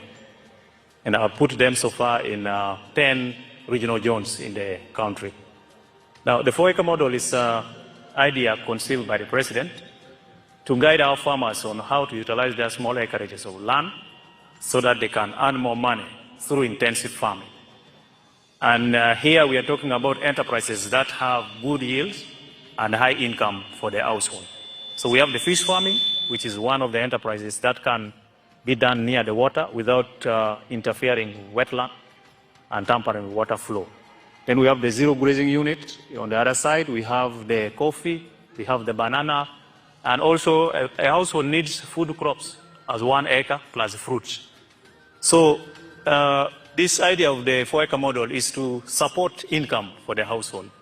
And as I will go into the small mathematics, you will know that it's capable of pulling somebody out of poverty. Now, specifically on the fish pond, here is about 20 by 50 meter pond, 1,000 meters squared.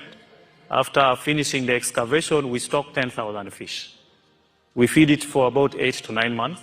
In the north, which is warmer, the fish grow faster. And in the west, which is a little cold, you add 1 more month to reach the same grams. So by that time, the fish will be about 800 grams to 1.5 kilograms. In the market, the fish, which is 1 kilograms or 800 grams here, costs about 10,000 shillings. So having stocked here 10,000 fish, by 10,000, somebody will get 100 million in 1 year. And then when you subtract the other cost of managing, which is roughly 30 million, somebody can be able to save 70 million on this fish pond. And this size, we can put 2 of them in 1 acre. So meaning in this particular acre, somebody should be able to get around 140 million shillings. So you can hear the calculation. It is the same, but the other one was not concluding. The calculation is that a fish pond of 20 meters by 50, which will be in half an acre, will give you 100 million shillings a year. If you deduct costs, you remain with 70 million. And this is in half an acre. So if you have 2 of them in an acre, you will get 140 million net. This is what I want the people of Kigezi to look at.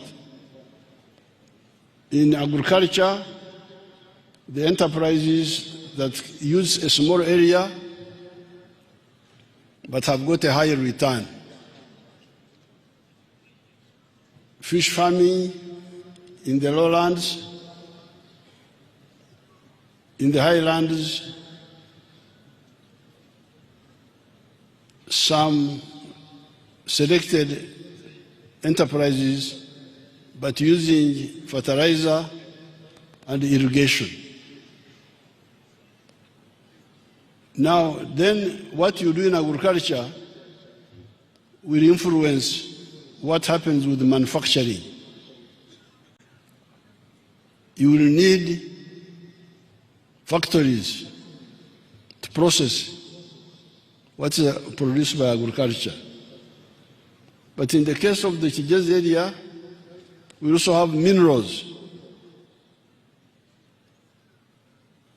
The best minerals in the whole world, the best iron ore of Tare in the whole world is here in Kigezi. In Rwanda, Muko, in Butogota, on the other side, we have the iron ore of the hematite class. This is the best in the whole world. There's no other iron ore which is better than this one. That's why we have attracted investors who are going to build one factory here, and I need land quickly. I don't need stories. I told these people the land I need. I don't want game stories. I want land in the Rwanda area.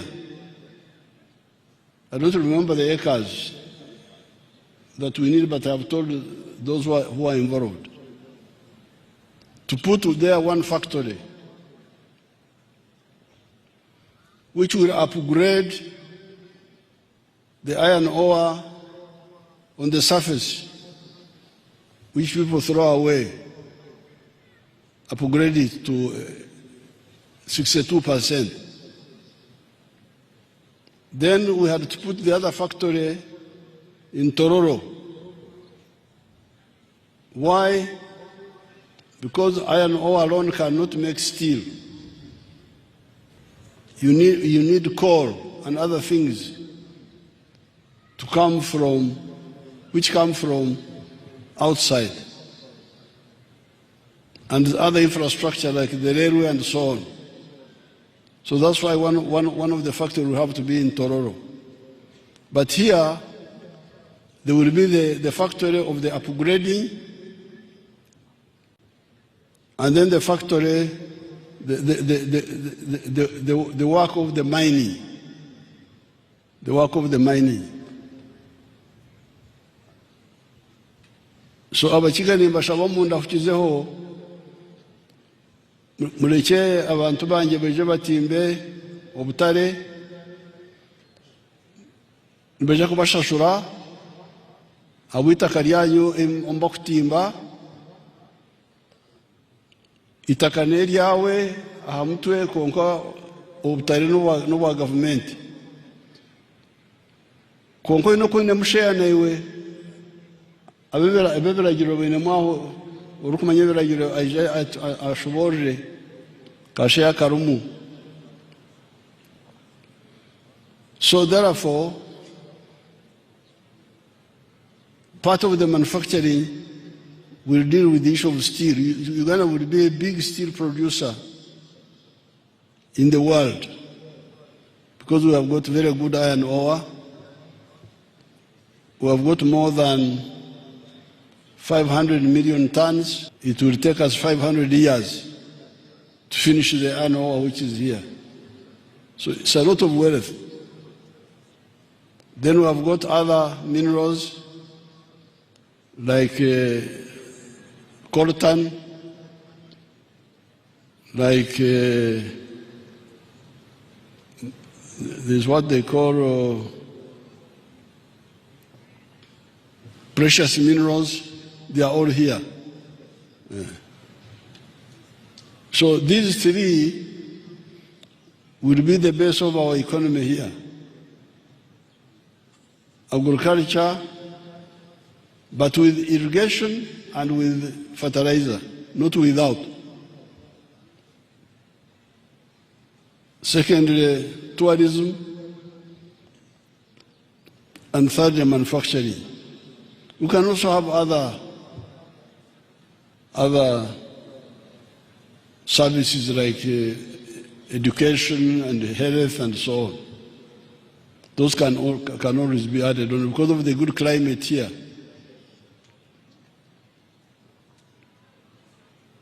And also ICT. those can be added on. Ekiraba ningamba omurujungu obugaiga bwaha nubomani ate numusera ekyanga kitu akumurukiramu nukake mbasa kwihamu kirukiraho kuri kutandika no kuhinga no kurisa okuhinga no kurisa mutakozesa rwezo mutakozesa kushikerera uko no kushisha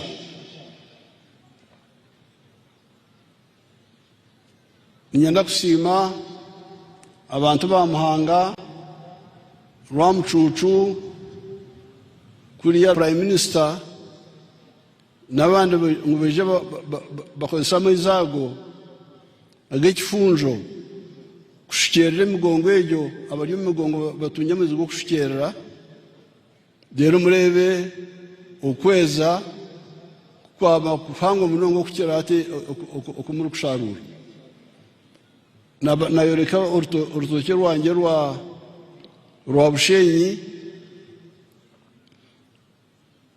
urutwahere Dr. Muranga umunyasayansi urutoke ru natema tana 5 umuhektea nakiza abanyankore bari abamuherereye emirundi 10 ukweza ebitoki rero hariho ibyenyanja hakatuna abantu banje bari no bashoroma sente umuyike emwe base kwiha miliyoni 180 baza kwihahoze bakozesa mbere noro bajurumwe urumkwasa kugira tasi y'amani ubuhingi no burisa obukozesa ebirukubangira enablers urwezo no kushikera rero hazaho tourism obutayayi oburambuzi ibintu bimanya umuntu gwitu no kurenga engutu twazitera korasi twatandikire nambere ngutera kuruga katuna erikuza umurubanda bagitera korasi na ziriya ezikuzo kuriyo mu umunyamushumbe kuzitera korasi zone hamone kishayi tuzakwambika kishayi cyamani nze ya twiritaka nguna tare munongo nkuba kungira kandi cyakisoro nakyo tuzakucyangusya kucyongerayo ebire bwere nkarga kwandike barha nekiriza esente kurgo mu Africa Development Bank kuraisya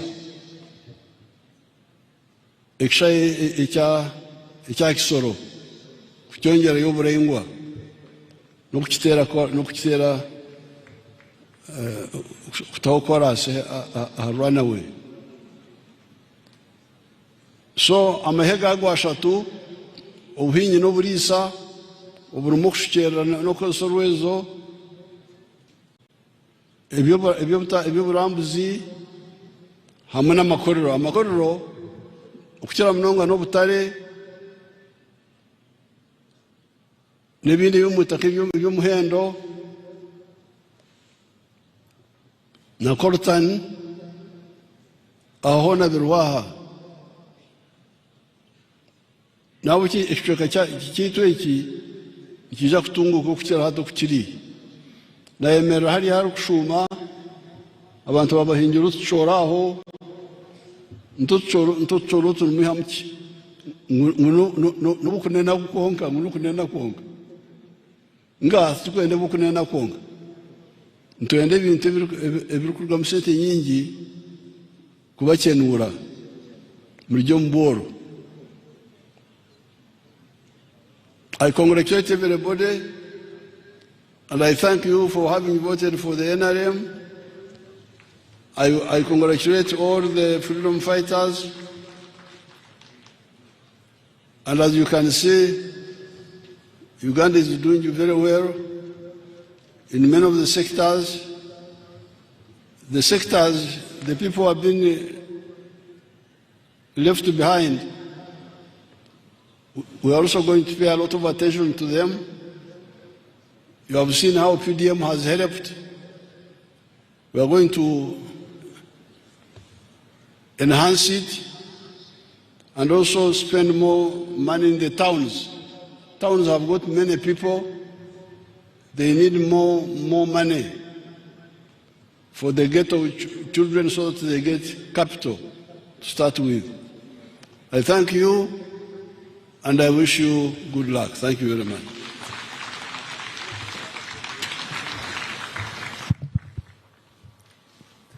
Thank you very much, Your Excellency.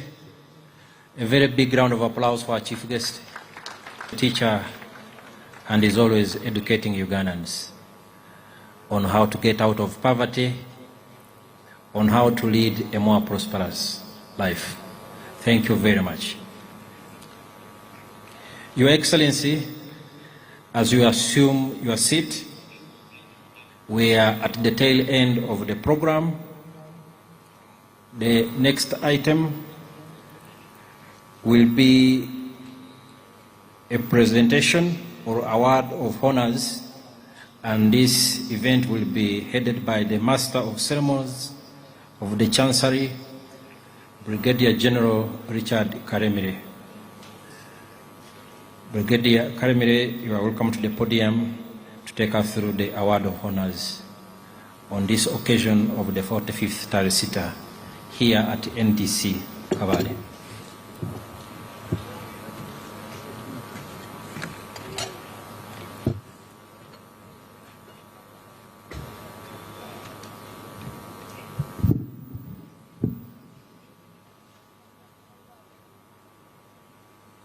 Your Excellency the President, sir, I request your permission to ride on the protocol already laid out by previous speakers so that I can proceed, sir. I am Brigadier General Richard Karemire, the Master of Ceremony of the Chancery.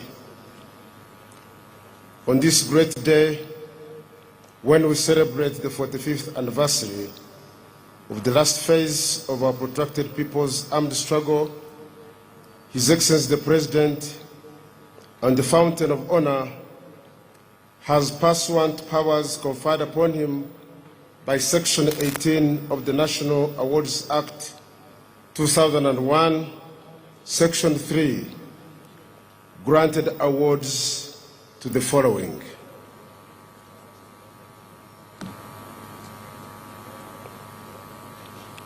One, the Kawarega Star Medal, the second highest military decoration, is awarded for gallantry. They assumed leadership roles that enabled its transformation into the Presidential Guard Brigade, later the Special Forces Group, and ultimately its expansion and elevation into the Special Forces Command. Within the Special Forces Command, he was appointed commander responsible for paratroopers and commandos. In 2007, he gallantly participated in the defeat of the Allied Democratic Forces and was also involved in has in recent years made great contribution to national and regional stability as exemplified in the TESO pacification and normalization of relations with the brotherly Republic of Rwanda. General Kainerugaba is also the author of Battles for the Ugandan Resistance, a tradition of maneuver, published by Fountain Publishers, Kampala, Uganda, in 2010, and now a military piece in our training institutions.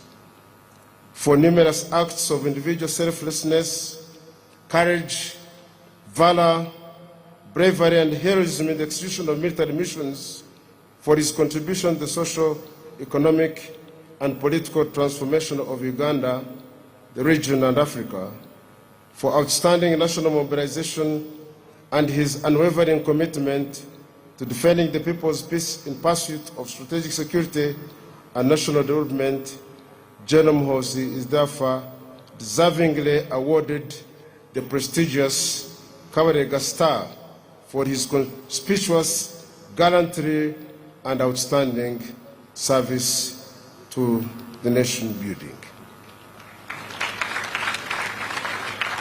Your Excellency, we present to you General Muhoozi Kainerugaba for the award of that great decoration. Number 2 is Lieutenant General Kayanja Muhanga, that is awarded the Rwenzori Star Medal. General Kayanja joined the National Resistance Army struggle in 1985 and undertook all the professional military courses in Uganda and abroad. As the Commander of Land Forces, Lieutenant General Muhanga is the highest ranking officer responsible for the overall command, readiness, and operational effectiveness of the UPDF Ground Forces, a responsibility he has executed with diligence and professionalism. He previously commanded operations against Al-Shabaab up to 2022, overseeing force readiness and combat effectiveness in a complex operational environment. He has commanded infantry forces at all levels and directly executed strategic missions in the Democratic Republic of Congo, Republic of South Sudan, and Somalia, all aimed at eliminating terrorism and creating a stable region. Lieutenant General Kayanja Muhanga is widely recognized for his profound influence on military operations with the leadership style that is Lieutenant General Charles Okidi. Lieutenant General Charles Okidi, the commander of the Uganda People's Defense Forces Air Force since 2022, is a highly distinguished professional aviator whose flying career spans more than 3 uninterrupted decades. As the commander UPDF, Lieutenant General Okidi has been placed in a position to coordinate Uganda's projection of air power by providing air support to all internal and external operations, as well as professionally executing important VIP missions. Throughout all these operations, Lieutenant General Okidi has demonstrated exceptional bravery, gallantry, and heroic action against armed enemies in service of his country, the region, and the African continent. Next, Resistance Officer 00514, Major General James Kinarwa, Honorable Member of Parliament elect. General James Kinarwa, the Joint Chief of Human Resource Management of the Uganda People's Defense Forces, has been in this office from 2023 to date. Compared by the prevailing security of the time, he joined the People's Protracted Struggle in April 1982 at Kitema Masanga in Semuto. He undertook all professional military courses in the country and abroad that gave him tools to serve in various senior staff and command positions. On numerous occasions, while serving as a commandant, he provided exemplary leadership in command, training, administration, and welfare of both personnel and institutions under his charge. Through his exceptional ability, personal initiative, and total dedication to duty, Major General James Kinarwa has consistently reflected great credit upon himself and upheld the highest traditions of the Uganda People's Defense Forces.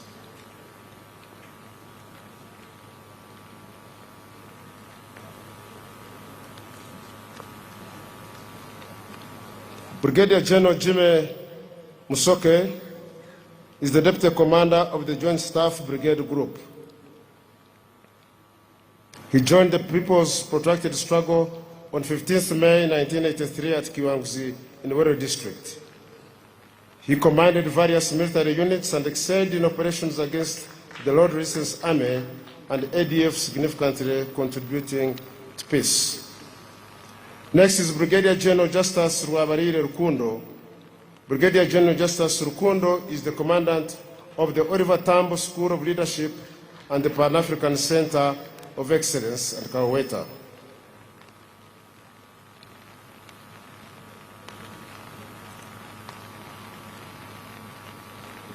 Next is Colonel retired Samson Mande. His early commitment to liberation efforts saw him serve as a volunteer scout with the Task Force Division of the Tanzania People's Defense Forces under Major General Silas Mayonga during the 1979 war. He actively participated in and fought, commanded numerous battles under the National Resistance Army and later the Uganda People's Defense Forces, while he distinguished himself through exceptional gallantry and leadership. He was among the renowned 41 patriots who launched the liberation struggle armed with only 27 guns. Colonel Samson Mande attended military courses that built his professionalism and later prepared him to be the first commandant of the Junior Staff College. And later he served in a foreign mission, and later while living abroad acquired vast international experience that can be applied towards national development.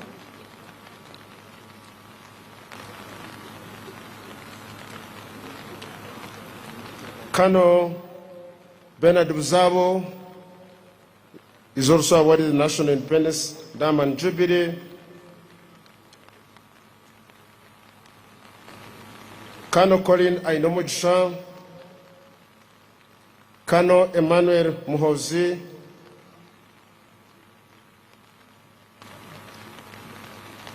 Colonel Francis Ndiabugwamu,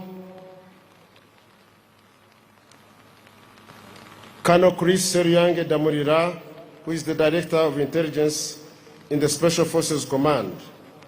Colonel Damurira is a passionate and committed officer who has consistently fought against corruption, subversive tendencies, and institutional irregularities, ensuring command and staff hygiene at strategic, operational, and tactical levels.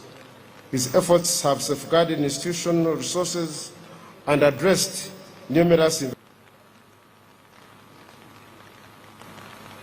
followed by Lieutenant Colonel Roland Kasiga Bwebare, followed by Lieutenant Colonel Edgar Musasizi.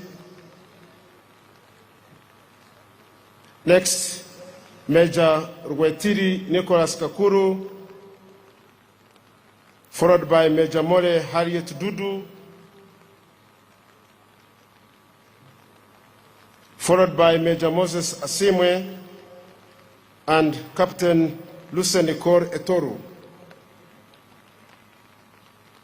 Next recipient is Lieutenant Sharon Manyari Namwenje, who is the head teacher at our Bombo Army Barracks Primary School.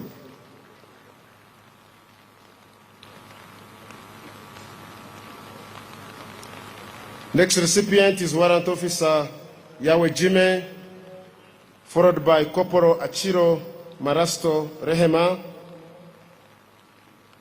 and Mr. Owembabazi. Assistant Officer 165, Junior Officer 2, Charles Tunamasko.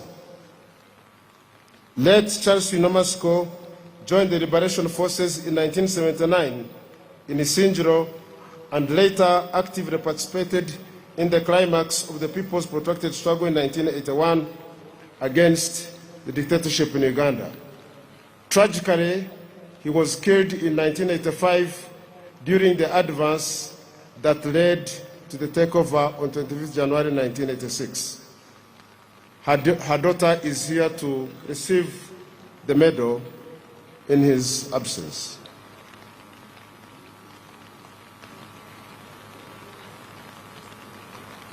The Ruwero Triangle is awarded to Captain Asen Wegei, Second Lieutenant David Ivan Tumsime to the following prisons officers.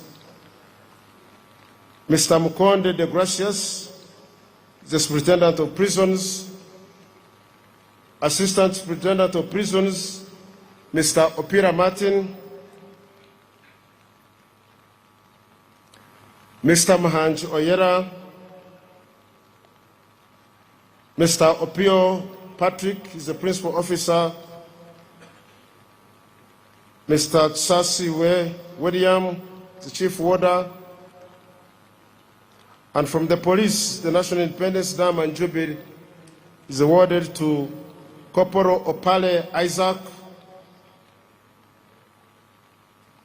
And posthumous award is extended to Businge Ronald.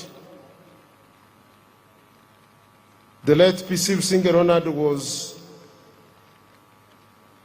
passed on following an attack by suspected ADF rebels who stabbed him with machetes, pangas, while he was deployed at the traffic checkpoint in Ruero. He is recognized for his sacrifice to his motherland. Long Service Medal is awarded to Olira Justin, to Apolot Annette, Tude Tito, Augustus, and Musime Milton. We extend our deepest congratulations to all those awarded today and also encourage them to wear these medals on such national functions. The media will be provided the opportunity to produce in detail citations of all the comrades who have been mentioned, but their citations not given in full. I wish to thank the Honorable Minister for the Presidency, the Chair of the Presidential Awards Committee, and the staff at the Chancery for organizing this short ceremony. I submit to Your Excellency and thank you very much.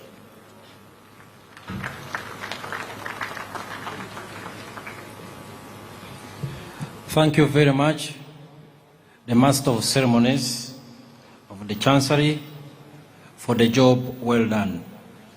Your Excellency, the President and Commander-in-Chief of the UPDF, as we come to the end of this momentous event, permit me to recognize the additional people in attendance. The Honorable Minister of State for Works, Honorable Musa Ichweru, the Honorable Member of Parliament-elect, Lydia Wanyoto, Mbale City, the Honorable Okiror, MP Usuk in Katakwi, and the head of the Paradise Secretariat, Major Martha Asimwe. Your Excellency, there's also a group from the diaspora who traveled all the way from Europe and North America and are here with us. They are Timothy Senyonga, the team leader, Mr. Ronald Luanga, Mr. John Agaba, Asha Kasule, Brian Coker, Rosette Mwesije, Titus Seruga, Lilian Nachambade, Juliet Kahakani, and Mr. Kwame Ruyondo. Your Excellency, we are almost there, but I request you to permit me to invite at least two groups to give us quick entertainment. One is the Mtoto wa Jeshi, who will come here and present a Tarehe Sita song, and the Chahi group from Kisoro. And as they conclude, we will have the African Revolutionary Voices to give us one song. We know whose favorite it is, and that song is called Kino Chechisera. That will be our last item on agenda this evening.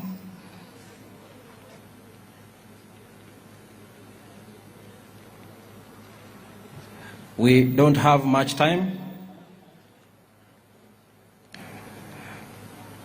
Miss Leah Mtoto wa Jeshi, the daughter of Warrant Officer 1, Edith of UPDF.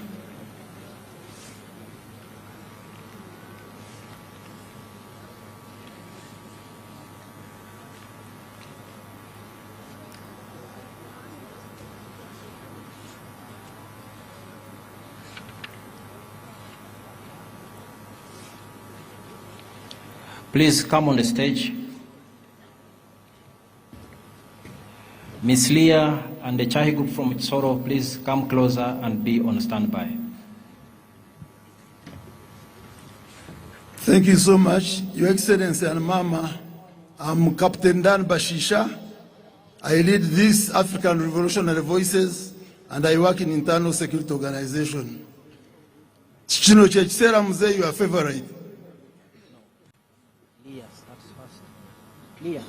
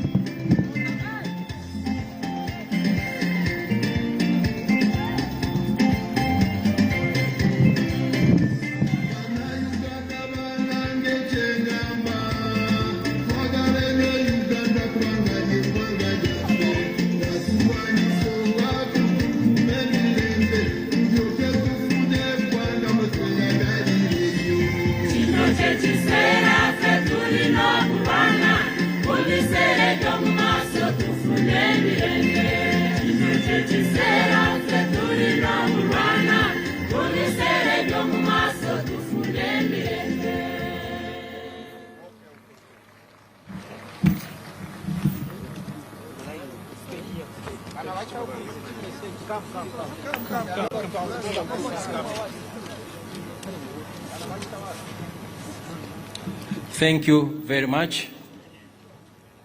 We'll now have Ms. Leah to come and take us through her presentation. His Excellency Yoweri Kaguta Museveni, my name is Leah Kamwine, and I would love to congratulate you, and this is the song that I wrote.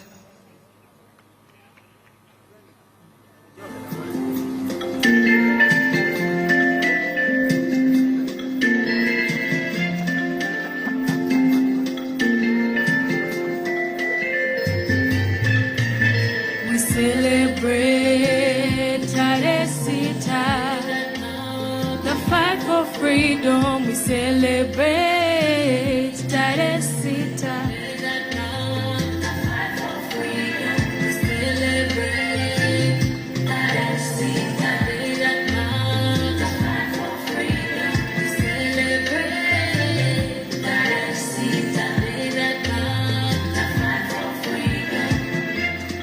On the 6th of February 1981, around 4 a.m., President Yoweri Kaguta Museveni and his freedom fighters caught up with the lorry parked at Nigeria Junction. There, one of them brought the idea of retaining the late Mr. Rihanna's car so that they use it to rush to the armory as the people on the lorry engaged the sentries at the border guard. The plan was to attack at 8 a.m. when the 1,400 trainees had left the barracks for training in the field. At exactly 8 a.m., their vehicle parked at the border guard. By that time, President Yoweri Kaguta Museveni was in the back of the lorry because, being well known, he could not be in the front seat. He would expose the whole operation. He then had a small kazoom past the lorry, but also, unfortunately, had a gunshot outside the lorry at the border guard. The gunshot had been fired by the late General Eli Tumwine at the sentry, who had been suspicious of the small vehicle that had passed without stopping. And then firing went on at the armory for some time. They started the war without fear. Mama Baya come at me. Regardless of their number, we only 27. They started the war. Canada was shaking. Celebrate Tarehe Sita, that love, the fight for freedom. Celebrate Tarehe Sita, that love, the fight for freedom.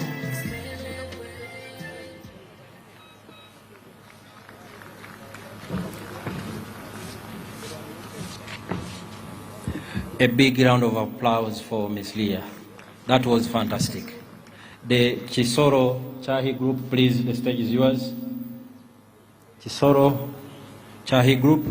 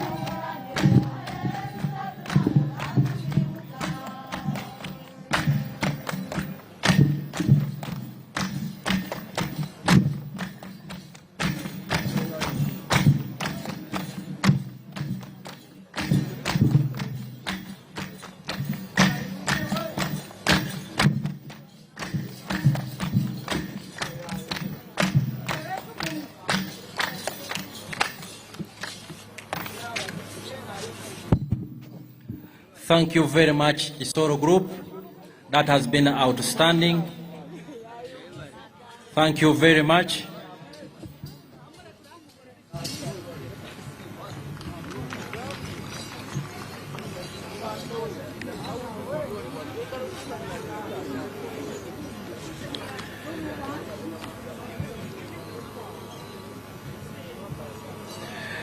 Your Excellency and distinguished guests, we have come to the end of this Tarehe Sita function, the 45th anniversary here at the NTC grounds in Kabale. We thank all of you who braved the weather and the long drive from Kampala to make it here and celebrate with the Uganda People's Defense Forces and the people of Kabale and Greater Kigezi region. In a special way, I also want to thank the First Lady and Honorable Minister of Education and Sports, Mama Janet Museveni. She has always been there for the President and Commander-in-Chief, and therefore there for the National Resistance Army and the Uganda People's Defense Forces. Thank you, Mama.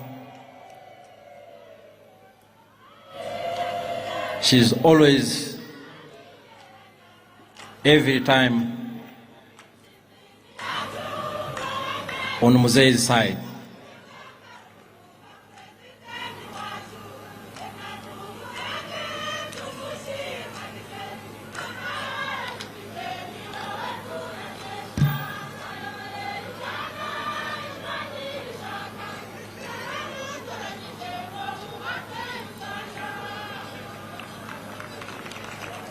Thank you very much, the Chisoro Group.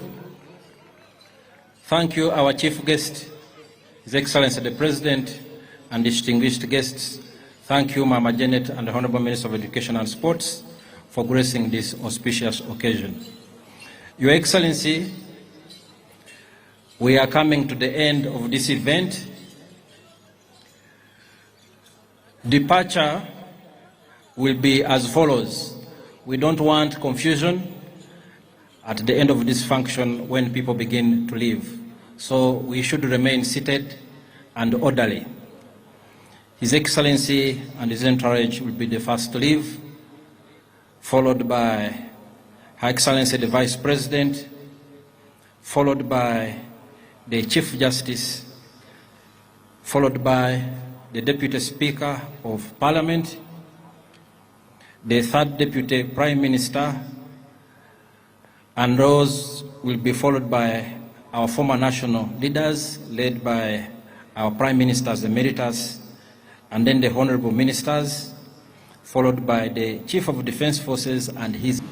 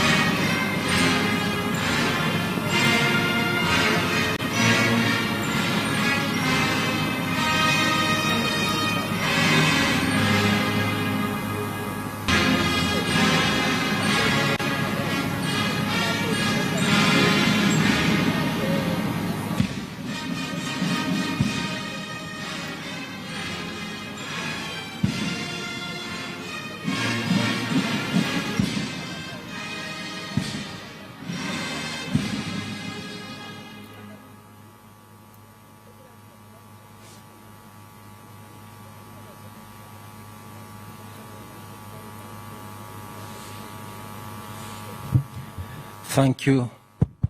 Thank you very much. The band.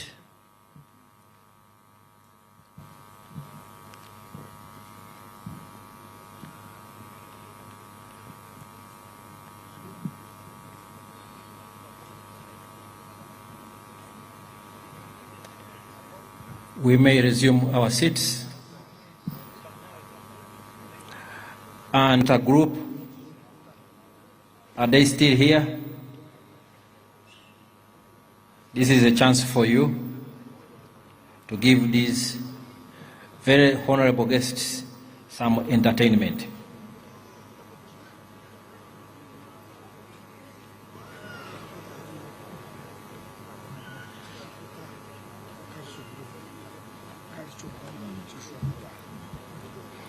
This is the Chijuguta Cultural Group from Kabale District. As they come to the stage, our DJ give us some.